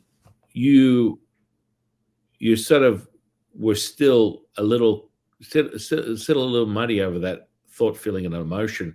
It's such a fractional thing. I'll just say this before we move on, that if you separate that, and with your mastery you can take a thought and the emotion, you can observe all these things in more insight and understanding how you move it. There is nothing behind that. The emotion has its imprinted response that will then attach itself to a feeling. And it's so finite that you have to go through deep into it. Some people might call it astral projection, or however you want to define it. I mean, I'm sitting here right now talking to you. The backdrop of my reality is the universe, and I'm experiencing the stars, the sun, the moon with my eyes open, and I'm having a fun of the best fun ever, because that's what I do all day long. And it's a state of consciousness. I spoke on this with Tom Campbell, because this state is a multidimensional thing if you understand it, and you gravitate to it from a quantum physics model, that all things are happening at once, this present moment. Once Yes. you obtain that, once you get there, there's an actual repeatable way that you can repeat it and validate it within your own experience, it's very easy to get there. The idea that you have to have an NDE, an OBE, an STE is the pop-off point. But once you start mastering it, this is unlike physical exercise. When you continue to immerse yourself in this type of like cultivation, it gets stronger as you continue your journey. It doesn't dissipate, it doesn't disappear, it doesn't go anywhere. It magnifies itself, and that's what I've noticed through my experience. What I kept waiting to hear in your example of being punched in the nose, Mm-hmm. uh, you have the thought, I've just been punched in the nose. Mm-hmm. Uh, and then you have the emotion that, damn, I just got punched in the nose and I'm angry or I'm hurt or something. And then it becomes a feeling after that. Yeah, because you're used to the contact. It's like someone's perception until you unravel their perception of their reality. Everything happens at once, and they don't have a definition for it. I saw grandma in a nightmare, and I realized I was afraid. These are all basically constructs of emotions that are generated from the tapestry of a human experience. And So so would you you have, say that you have something of a library of categories of feelings, and that when a new experience comes forth that produces an emotion, you file it under a certain feeling? well, yeah, I mean that's the fundamentals of like the Taoist unraveling of emotion versus virtue, and how you obtain this what Buddhists would call rainbow body. We call it a Wuji body. So it's an embodiment from a physical level of this resonation that you and I speak of. And so that noise of the humanist becomes irrelevant. You can move in and out of it. And I would not recommend erasing your personality, but you definitely need to be able to refine what you consider a point of access if you're looking to open your consciousness. So you have it when you evoke it when all things take place, where that punch will be registered as every time someone has punched you, you feel a specific pattern that comes from that punch. Right. Does Well, that make sense? now that I think I got there. Okay. You use your language is different than mine, so it's like Yeah. you were speaking in Spanish or something, and I get pieces of it, but not the whole of it. Well, I've done a lot. I don't do that kind of work much anymore, but much I did pastoral counseling for much of my life, and in the United States, at least, the mental health delivery system is very spotty. There's a lot of people that don't have access to mental health care that actually produces a happy, healthy person. Some of them are in HMOs where they only get to have 6 50-minute sessions a year. And you'd better be able to heal your emotional life in those 50 minutes or you're out of luck. Um, somebody like me doesn't cost anything. I would do that for free for people without the degrees, but I do the best I could. But I was very often trying to help them move toward freedom. You have this history, and you kind of incline toward taking a new experience and filing it under the old wound. It's just like the time when my dad beat me, you know. Uh, and you could do something different with that new experience than default that direction. You could do something different with it. How else might you feel this feeling in ways that don't make you anxious or angry, or is there another way to feel this? So I think of that as just freedom, and I would invite them to ask the Holy Spirit to help them um, be a free agent of their experiences and not default to um, the way I've always done it. Uh, anyway, I didn't know we were going to talk about that, but I don't do an awful lot of that any longer. I just the work that I do with the Afterlife folk, that's already been done, and we're really just this kind of hospitality ministry that helps them um, take stock of the fact that they've made some progress. And sometimes they compare it to those little like uh, kindergarten graduation celebrations or middle school ones. They didn't really earn a degree, but we're still celebrating the fact that they finished something and are going to start something else. We want to pause and applaud their progress. Somebody just compared it to that the other day. I feel like I'm It was a guy that had worn a cap and gown when he graduated kindergarten. He said, "I feel like I'm doing that." It's not like I earned a big degree. It's just that people want to celebrate the fact that I'm making a move.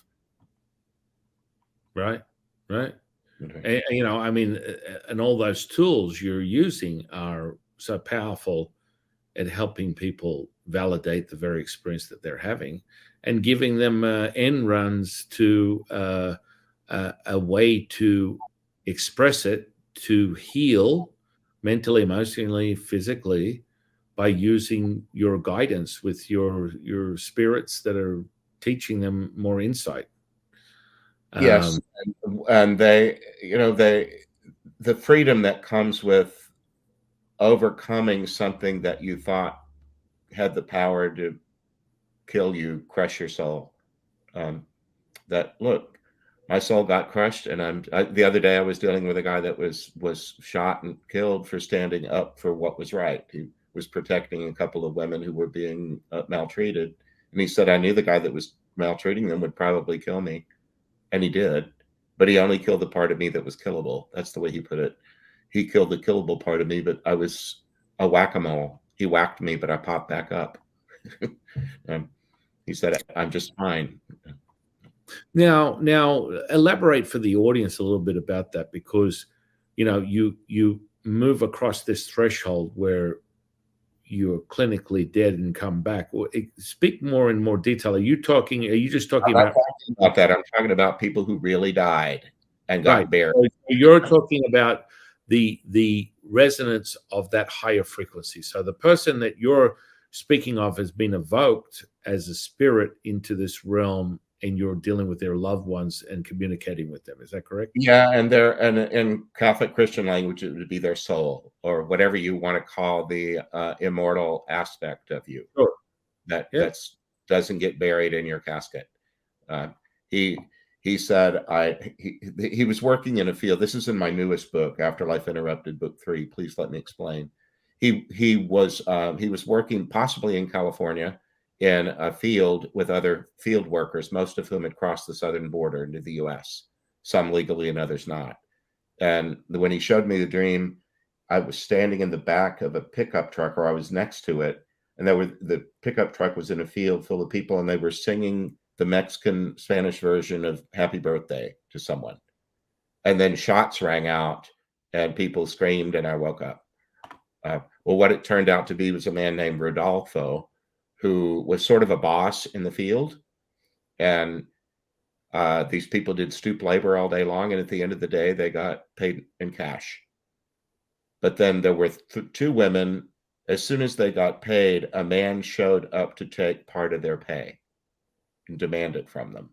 He had been their coyote. He helped them cross the border illegally, and he felt he was entitled to a part of their pay. And he threatened them, and they gave him the money day after day. But they got angry at the fact that they worked as hard as everybody else did, and nobody else had to give away part of their money, just us. And he observed that, and he thought, that's not right. These women worked so hard. They don't deserve this guy coming in and doing that. And he said, I stood up for them. And he said, I was a Catholic. I went to Mass. Sometimes I went to a festival of Rosary Parade or Our Lady of Guadalupe, something. He said, but I didn't. He said, I was as capable of the next person as ignoring someone else's suffering. But this time I didn't. He said it was right in front of me, and I knew their names, and I didn't want to ignore that. And I chose to stand up to this man and tell him to back off, leave them alone. And he said, when I knew it, I pretty much knew that he would murder me. He was in a cartel, and that's what these people do. And he said, I just did it because it was right, and I didn't want to live the other way. I didn't want to be somebody that could turn his back to that when it happened right in front of him. So he got shot on his birthday and killed. And then he said, bullets are really good at their job. He said, I got hit with a bullet, and it killed the part of me that was killable. And he said, but you know what? They whacked me. And then he asked if my partners knew the game whack-a-mole at a festival. Have you ever played whack-a-mole? Mm-hmm. You know what it is, the little Yeah. hammer. Yeah. He said, they whacked me and I fell down, but I popped back up. And when he first showed up, I do this every week, so I'm used to what the energy feels like, usually right above my heart, the left side of my neck, my left shoulder is where I'm most receptive or something. But when this guy came, the whole room was full of way more energy than normal. And I told my partners, I don't know what this is. It's stronger than normal. We'd already said our protective prayer, so I wasn't frightened. Just said, this is way bigger energy than I'm used to dealing with. And then uh, he moved in and he apologized. He said, I'm still learning how to be this next version of me. He said, when I died, they surrounded me, and he said he was a Catholic Christian. He said they're the martyrs. They're the ones who, when Jesus said, "There's no greater love than to lay down one's life for one's friends," he said, even though most of them lived centuries ago, they're treating me like I'm their old friend. Like they included me like as their equal right away. I didn't do anything to deserve this except just tell this man to back off. And now I'm in this cloud. He called them the cloud of witnesses, and then he went into cloud and said, well, clouds, they're vapor, but then they can also move toward solid like hail or snow, or they can become liquid like raindrops. And he said, I'm all of that. And he went on to just say that he was ready to move along. He didn't need very much, but would we help him? I said, well, okay. Well, then he did move along, and he didn't really need much from us. But when we wanted to use his story, we asked. I prayed to him and said, Rodolfo, could I invite you back and get your permission to use your story? Well, in the meanwhile, I prayed to him the night before, and he said, I went to some of the other people and said, the last time I overwhelmed him, can you teach me how to make it lighter? Can you teach me how to not overwhelm him with my energy? And they said, oh, sure, it's nothing to it. You just do this. They taught him how to take whatever his energy was and condense it to make it not so overwhelming or strong. And he said, it wasn't very hard at all. And I'm back with you, but I didn't have to overwhelm you this time. And then he just said, sure, use my story. I'd be happy to. He was just a very humble guy. He said, I didn't do the right thing because of religion. I just did the right thing because it was the right thing. And then he just said, to kind of whoever would hear his story, could you just do the right thing because it's the right thing? That was his could you just do the right thing because it's the right thing? I just thought he was very sweet. So I put his story in the new book. Wow. This is interesting, from all the things that I've experienced in the spirit realm, doing this over 30 years, I define that presence as an earthbound sort of spirit that is yet to cross over. And so I find these a lot I get a lot of the suicides where they come back and they're like, oh, I was just kidding. It's like, oh, I'm sorry. Your information was not correct in relation to what the outcome was, because you're experiencing this and now you're here. This one particular woman has literally been sitting in what she considers purgatory for the last 14 years. Yes. And she was happy to take her own life. And so every time I check in with her, she hasn't moved. She hasn't shifted. She hasn't transmuted into this resonance that we speak of. Mm-hmm. She's just observing the very fruits of her desire for dismay and suffering, because that was her perception. I mean, this earthbound spirit is always, it's an interesting thing because it's the sum of that person's life experiences. They're not of a higher resonance. So they're only offering you what they have experienced within their own lifetime until otherwise notified. And this is from my experience when they shift the crop. I'm sorry, go ahead. Go ahead. Yeah. I was just going to say that they will stay there embodied in their own personal experience until they come to the realization. But it's also a construct of how they perceive their reality entering into this other state. When I have heard them talk about that kind of thing, they'll stay at a certain level that really it's okay, but it's not their highest good. and they could have more if they open themselves to it, but they're not shamed. They're not told they should have made more progress by now. You should be keeping up with the class. None of that. They're respected, but they have coaches, including their guardian and their team, that want to prod them for their own good without being disrespectful of their freedom. And one of the ways they'll sometimes do it is bring in children from their life. There's something about children are just cool, and they say things really simply. Like, I died playing baseball and I got mad, and then I changed my mind. I had one guy that died. He was wrapped up in baseball, and he's in the new book. He hit a home run that left the park somewhere in the 30s in minor league baseball. And as it left, and he won the game, it was the bottom of the ninth. And so there was a clamor in the stands because he just hit a 3-run home run to win the game. And the ball hit a baby and killed it. And so he felt like he was a baby killer. And nobody could persuade him otherwise. He gave up baseball. He said, I walked away from everything and everyone I loved. I wanted to crawl in a hole and die, so I became a coal miner.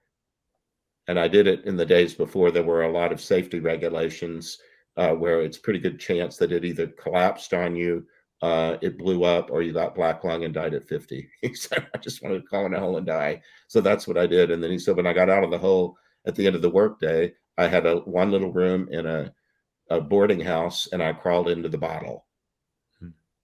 So he'd get drunk every night. He just couldn't stand the pain. And when he died, he took that with him because it just hadn't ever gotten resolved. Whether you call that an emotion or a feeling or wherever it is on some order, he just kept telling people, go away and leave me alone. So he would be kind of an earthbound spirit. he just didn't want to progress because he made up his mind. He had a story and he was sticking to it. And eventually they started bringing children around, and he said, that's the thing that changed me. Children just talking to me the same way the adults did. But this little kid just said, well, mister, I ran into the street and got killed chasing a baseball, and I was mad. But then I changed my mind. And so he said, oh, I could change my mind? I hadn't thought of that. And he did. He changed his mind. And then he had to go in front of a microphone and tell a stadium full of people that he realized the truth was he didn't kill a child. He hit a baseball that injured and killed a child, but he wasn't a baby killer. He just had to say that out loud. And that's all he needed to be free. Then he could go on to next levels and other things that he had just been a part of a very tragic turn of events that didn't need to be dealt with in the way he chose to deal with it at the time. Yeah, I mean, that's the thing I want the audience to understand is there's so many different layers and facets of this diamond. And when you get into it, we can have these moments like Father Nathan and I are having where we can, sort of validate each other through our own experiences. But I always remind people it's not real until you say it's real. And that transformation, that experience is validated by you, the person in this very moment. And it comes in all different forms. So people either resonate with Father Nathan, they resonate with me, they resonate with both of us, they resonate with the idea of, and that's why nothing is set in stone, which I've observed for so long, that there's variables of what transpires, what actually happens as you start to be resonance. And so you're being one with all things, this resonant thing that we speak of, the unified field, the universe. And within Taoism, we even call it the universe, which is actually the direct creation of all things, is the mother of all things. And that's how we use the uterus as the starting and ending point of all things, which is a whole nother book. And people are like, what are you telling me? Are you saying Taoists believe that feminine energy is the ultimate representation of this resonance? Yeah, and that's where we start to get deeper into all that, and that's a whole nother expression. But yeah, that world that Father Nathan and I speak of is such an interesting journey that you can go on with these sort of earthbound spirits, that if you want a treasure trove, you can go anywhere, anytime, any place. There are infinite amount of spirits and energies. But let's just say you want a treasure trove where you can't honestly walk from one block to another anywhere. Go to San Francisco. It's just unbelievable, because it was originally a graveyard that they exhumed, and then they put the city on top of it. And it's just I've spent years down there, entertaining entities, resolving issues. And I mean, the consensus I have, which I make it really simple, if you want to fast track an earthbound spirit, is you give them the unified resonance of love, and they just dissolve. It's like they don't even have to. They're literally in mid-sentence, and they're like off to where they need to go for their incarnation. And it's it's never. Go ahead. I would offer one thing about earthbound spirits. What I've seen is the journey that the ones that we help make, they sometimes talk about it in ascent, going up, or next level frequency, but they're not. They could still come back and visit if they wanted. They could come back and thank the people that had helped them. It's just that a next level opened to them that wasn't open before. But they don't have to leave behind a place that they were forever and never to return. Sometimes people get afraid, and I get a lot of people that only listen to me for an hour on a podcast and have not read anything that I've written, and then email me and want to ask questions. And I ask them, please read at least my first book. I spend a lot of time on these things. There aren't enough hours in the day to explain things I've already explained. So try to read one of the books first, and then contact me again, and we'll talk. But sometimes people get alarmed because their loved one is showing up in someone's dreams, or some other thing. A cardinal keeps landing on the fence in the yard, or some other little senses of a presence, and they're afraid that these are signs that their loved one is stuck, that they're still hanging around here and they haven't ascended or something. And in our tradition, the saints come back to help all the time, not because they're stuck, but because the earth is full of the goodness of the Lord. It's part of the kingdom. This is not just some low level place for training wheels or something. It's part of the goodness of all that God created. And so sometimes I'll have to say to them, don't worry about your loved one. If the consequence of their coming is happy, then in our tradition, you know the Holy Spirit by its fruits. Fruits take time to ripen. You don't always know what the Spirit is doing in the minute that it's doing it, but if you'll just be patient, sometimes events will show you this was for your good, or this was a blessing. It just took a while for it to fully ripen. So sometimes I just try to say to people, if you're getting something that feels like messages from a loved one that they're whole and happy and still love you, just receive it. You don't need to be worried that they're hanging around here and expressing their love for you is somehow holding them back. It doesn't have to be that way. Yeah. Oh, I wholeheartedly agree.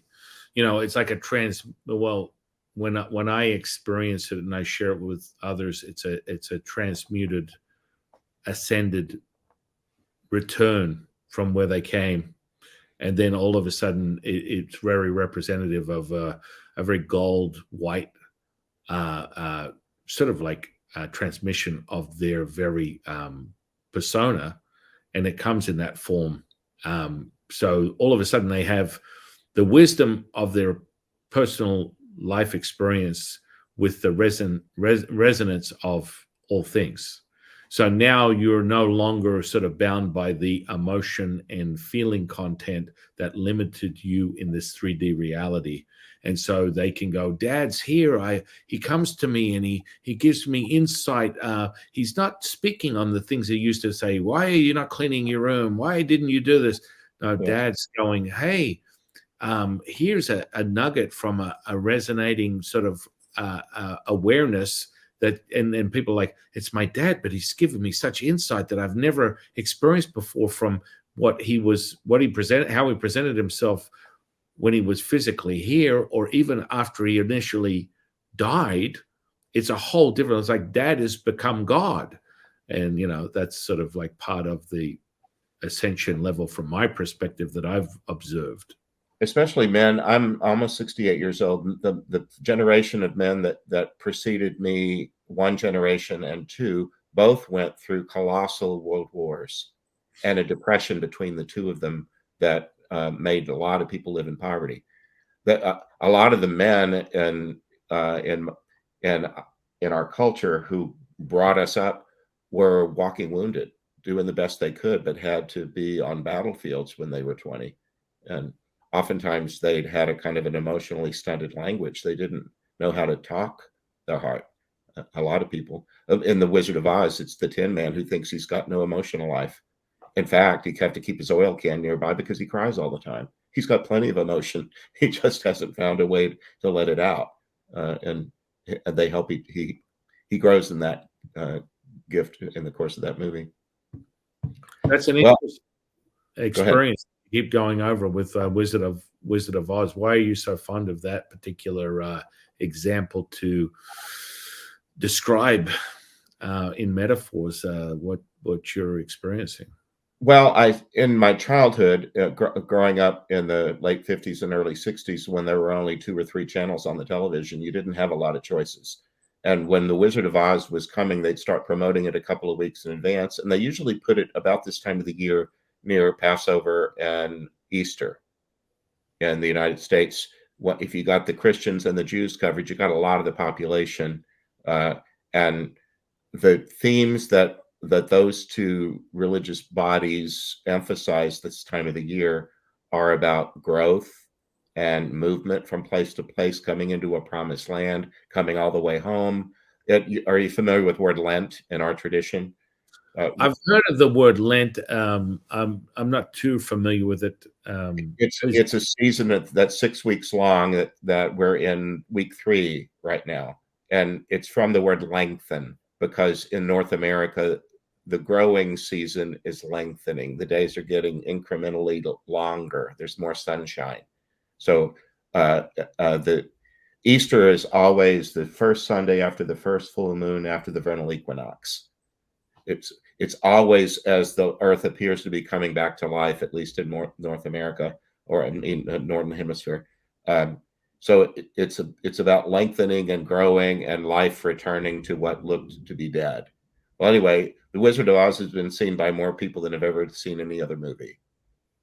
Why? Why? So as a person who's a word artist, a preacher, I want to know, why did that story get to be so captivating?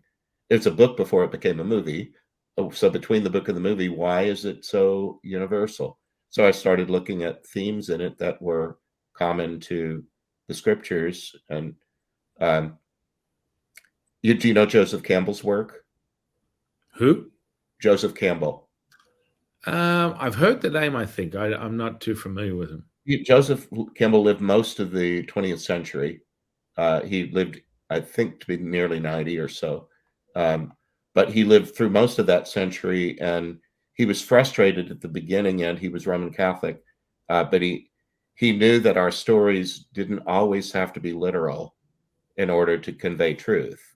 But then the Scopes monkey trials came in Tennessee in 1925 or wherever that was, about biblical literalism, and we have to believe that the earth is made in 7 days, because it says in the Bible and so on. He got frustrated that we didn't know how to read our own stories, that mythic language is another way to convey truth. You don't have to believe in. I remember being taught how to read a newspaper in about the 3rd grade. We had to bring one in from home and learn about hard news on page 1, the advertisement on page 2 that's about the best clothes in the world. That's a paid advertisement. The advertiser paid for that.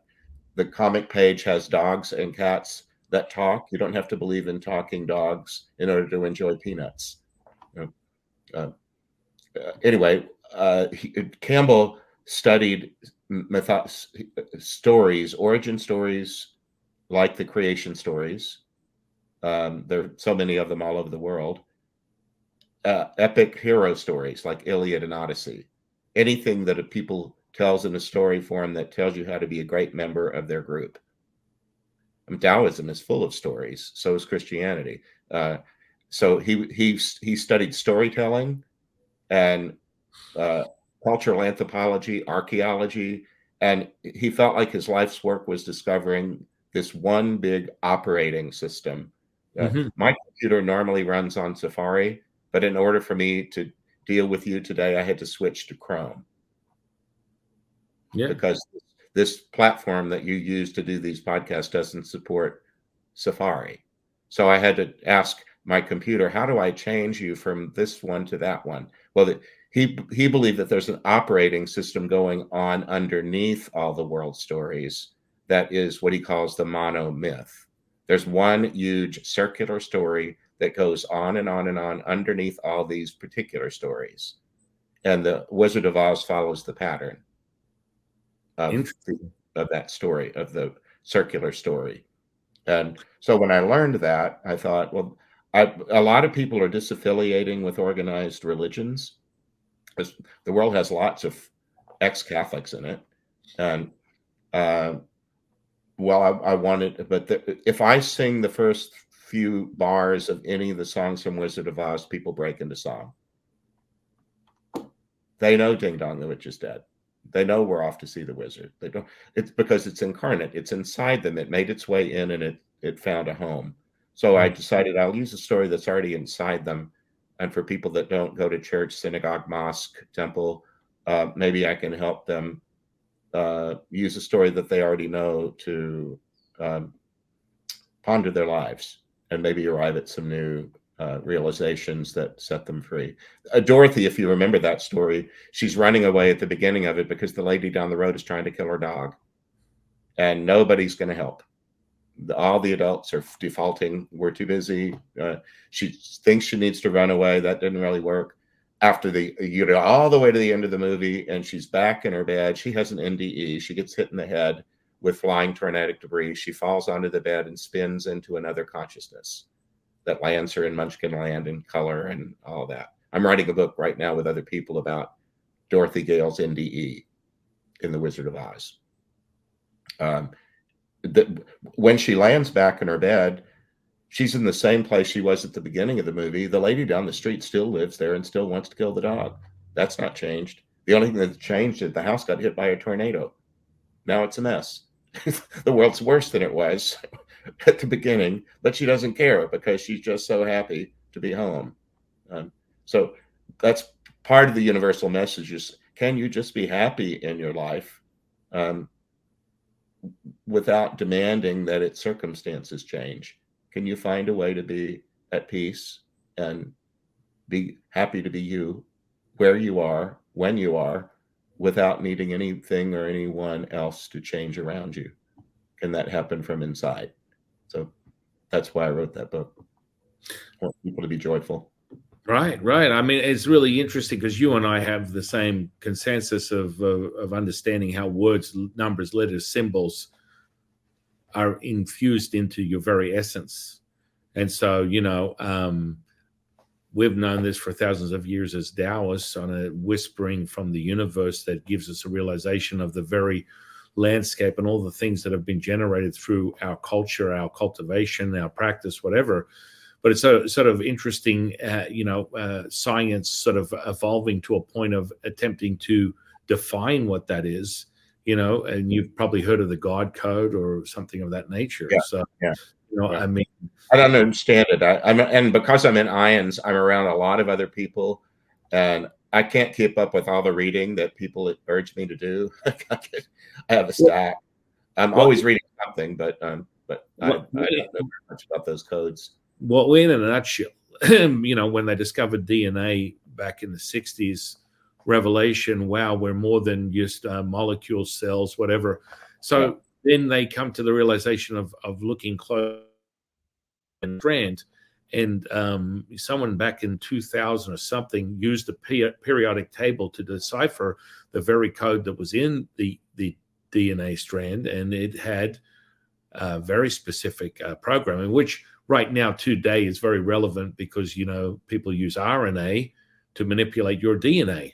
And so when you're inducing something that's a micro level, that you can now alter your DNA construct with whatever you're consuming or inducing, whether it's mentally, emotionally, physically, you can alter your DNA at will. And so the outcome of that deciphering was God eternal in this body, and that was in a DNA strand. So it's like, okay, who put it there? What happened? Well, I can change your DNA structure right now. You can change mine with your very thought, your very intention. It's being altered because we're in the same frequency. And then I talk about how excited I am when you use these metaphors, because, from your experience from this Joseph Campbell, he understood the empirical evidence was what? The words, the numbers, the letters. And so stories, we just use linguistics, or more commonly something more refined or refreshed recently in the last 50 years. Someone who made billions of dollars using linguistics was a guy by the name of Tony Robbins, which again is another transmutation. So you're using neuro-linguistic programming, which is what they defined it as. I don't. But words are so powerful because you can literally have a story. And if you add enough ands, buts, ifs, these all have a physiological, psychological effect. So when you're using a metaphor within Wizard of Oz, I can instantly enter your unconscious. So within 5 seconds, create a story that is actually related to you, but you don't know that, but your unconscious is listening.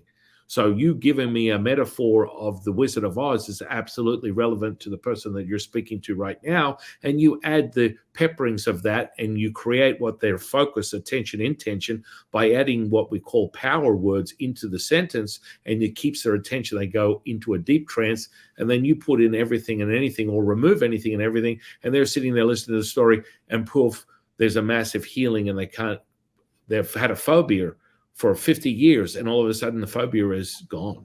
It doesn't exist. Well, when I wrote that book, I put questions. They're not physically at the end of the chapter. They're located in the back of the book. But after each chapter, there's about 4 or 5 questions that could be used in journaling, in one's own meditation. It could be used in a book club with a partner, reading at the same time, talking about section by section through the film, motifs that might have some resonance in one's own life. Did you ever feel the need to run away? Where you ever turned? Did you ever get what you asked for? She wants to go over the rainbow, and she gets over the rainbow, and then she doesn't want it. She wants to go back home. Ever had an experience like that? Or have you ever had? One of my main metaphors for life is the yellow brick road. I just don't know who there. You meet all kind of people who are there only for a moment. And then once in a while, you turn the corner, and oh my God, there's your next new friend. There's your next journey companion, and somebody that completes you, or that you complete them. You never know when that's going to happen. You just have to stay on the path and see how it goes. By the end of it, that she recognizes that she doesn't really belong here anymore. It was never really her homeland. That's part of Joseph Campbell's thing. In the beginning of these stories, if you think of a clock face around 1 and 2, somebody's minding their own business. There's a call to adventure that, if you say yes to it, will change your life forever, catapult you into a different reality. You try to deny it, but then reluctantly accept it. And when you do, you move. The tornado is the device in that story. But you get on a ship, or you go to a new land, and then like 4, 5, 6 is gathering allies and meeting a nemesis. And then there's always somebody that's trying to thwart your progress.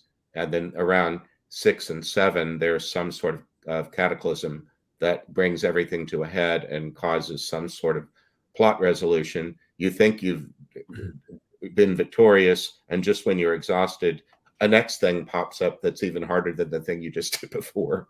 That somehow gets resolved.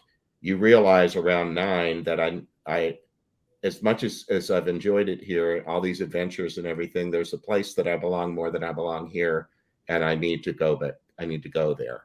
And it's going to mean saying goodbye to you. It's kind of a deathbed scene. Near the end of the movie, she has to say goodbye to all the principal characters in Oz and say, now I'm ready. And then she clicks her heels together She's told you could have gone home anytime you wanted. She didn't know that she could. I just did a teaching on I have a retreat called Forget the Red Shoes, Getting Grounded in the Gifts of the Holy Spirit. They're gifts of God that are inside of you, like your feet inside those ruby slippers. You just didn't know what to do with them. But let's get together and let's figure out how to use the gifts we've been given and water them, cultivate them, ask them to grow. Lent, growing season. That's why we do it this time of the year. And then she lands home and she's in her bed in the tornado ravaged house. Happy to be home, happier than ever. Doesn't matter. So anyway, that's the and then my take on it is that Toto is the Christ. He's the embodiment of God, as Jesus is the human face of God. Toto's God's canine face, and he's the one that's been with you always, never asking for anything except to be your companion, and who is happy you're home. So that in a nutshell is that book and that story. That's profound in of itself. It's beautiful, and I think it's part of why that story just is so enduring. And you know, the Wicked. Did you know it's about to become 2 films? Have you ever seen the play Wicked? No. You know, I've seen Wizard of Oz probably dozens of times. Well, Wicked starts by asking a really important question: how does anybody get to become wicked? Are they born that way? Did something happen to them along the way? Nature, nurture. What's the nature of that? It's doing it in a fun, you know, in a Broadway musical format. I've seen it a number of times, but it's also profound, and it's being made into a movie. There was one little clip of it during the Super Bowl. They paid for one ad in the Super Bowl. So on Thanksgiving Day, 2024, that movie, the first half of it is going to be in the theaters, and then they're doing a second half of it a year out. So that story never seems to go away. It just keeps showing up in the next guise. No, it transmutes in all different ways, shapes, and forms. I mean, within a Taoist practice, you know, incantations, talismans, all these types of things are ancient in their nature, and they represent themselves. And that's why you embody when you read a scripture. Yes. What it is, the Bible, the Tao Te Ching, you are riveted by it because it's so imprinted deep within the layers of human history and the universe. And it's proclaimed in a public space, like at a Christian service. Somebody's body is used. Somebody breathes. Somebody lets their vocal cords be used. Somebody read, and a well-prepared lector isn't just doing a reading. They're embodying a story. I teach this stuff, and sometimes people need to be brought out of a kind of a churchy tone of voice that they thought was appropriate inside church, that everything has to be modulated in this certain cadence.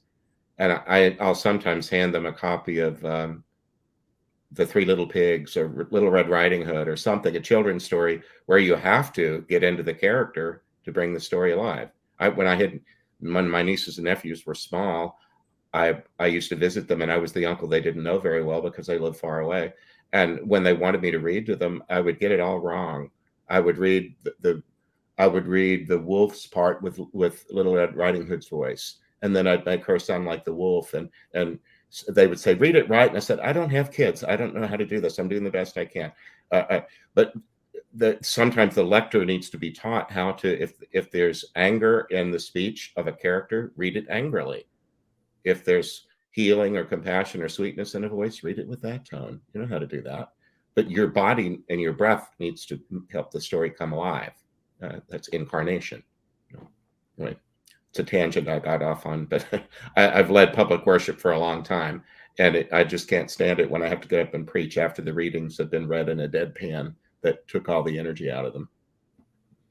Well, yeah, I always tell people to go to their place of worship. It's a moment of consciousness as that vehicle, the priest, the pastor, whoever it is transmitting a message, and it's coming forth from within them. If they're for real, if they're just playing a part or they're acting virtuous, from the And you and if have the spirit of the living whatsoever. God is in them and they're conscious of that and they want to be the vehicle by which the spirit of the living God gives uh, inspiration to others. It's from respiration, from breath. Uh, it's awesome. I love doing it. I have a very happy life. Yeah, yeah. I mean, one of my all-time favorite pastors, and people look at me like, "You're a Taoist priest. Do you have a pastor you like?" Yeah, and people are not really fond of him, but Joel Osteen is one of my favorite Christian pastors. Yeah. And people, the guy's a hack. He's a no, he's a channeler. That dude is in tune with what we call this resonance that Father Nathan and I are talking about. That's the resonance right there, He's and in you have Houston. to understand I'm from it. Houston, and I've never met him, but I remember I used to be getting dressed to go and say mass when I was at Arizona State. I usually had him on TV. It was on right as I had a time to not sit and watch a program, but to have something positive in the room while I was getting ready to go out. And he's sometimes he gets criticized as being a happy patter kind of guy, or what do they call it, prosperity gospel. Um, I don't know. I've never met him, but I like what I've seen. His messages Yeah, about yeah. you He have just resonates.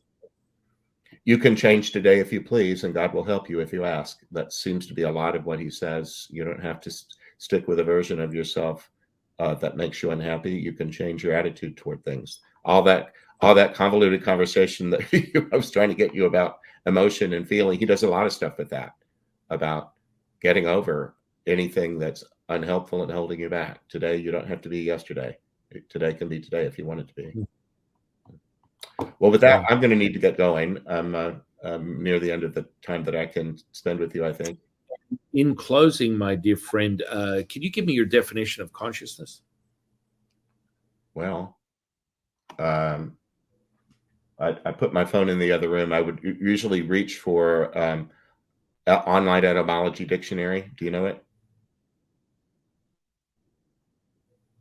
No. Well, co and con have to do with, to be with others, and ciencia is to know, and to explore knowing. The scientific method is to start with something we know that might lead us to something that we don't yet know if we follow the science. So to me, consciousness would be to do that with others and to move from what we know to what we don't know yet that we might know if we try, if we do it together. I love it. I love it. In closing, I'm going to put all your social media under this podcast, and I want you to just offer to the audience. What are you offering right now, Father Nathan? You mean in terms of books and To the that sort of? audience? Yeah, is that what you mean? Like Books, courses, yeah. yeah, whatever is going on in the stratosphere, please share. Well, if you go on just Amazon into books, I have 4 books: The Wizard of Oz 1 and 3 Afterlife Interrupted ones. They're available as paper copies, e-readers, and as Audible books. I do my own voice when we bring stories to life. The most recent book, Afterlife Interrupted, book 3, Please Let Me Explain, isn't on Audible yet, but it will be within weeks. The recording is finished, and the tech of getting it launched is about to happen. And then I have a YouTube channel that's just my name, Father Nathan Castle, and I have a podcast that's called The Joyful Friar, Friar. Um, uh, and then I do lots of shows like this one, and so most podcasters allow you to put their material on your YouTube channel. I just recently did a series called uh, A Toolkit for Understanding Mystical Experience. That's online. All I was trying to do was take all the odd things that occur in people's life and get them together and say, can we talk to each other about what you experienced and what's going on in your life, and can we help you uh, appreciate or delve into or understand more deeply spiritual experiences that happen to you. So, and then later in the year, I'll be speaking at the. Do you know Spiritual Awakenings International (SAI)? Do you know that group? No. They're an online group. They're international, but they have an online convention that's happening at the beginning of June. I'll be one of their speakers, and then I'll be at IONS actually I'll be at IONS Phoenix, the international meeting, at the end of August, early September. And then if you want, you know how it is, you subscribe and then you get an email once in a while saying what this person's doing. So if any of your viewers and readers want to do that, I don't spam people, but I inform you, here's some things. And then I don't mind doing a little bit of counseling over the phone or whatnot with people, only if they'll at least read one book. If they'll read a book first and then contact me if they feel like there's something that I might be able to help with. I do a fair amount of that as well. Well, that's amazing. I want to thank you, my friend, for sharing your time with us today.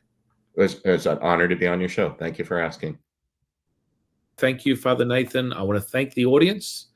And I am your humble servant and Sifu, Taoist Master Sun Qing. And I will see you on the next one, guys.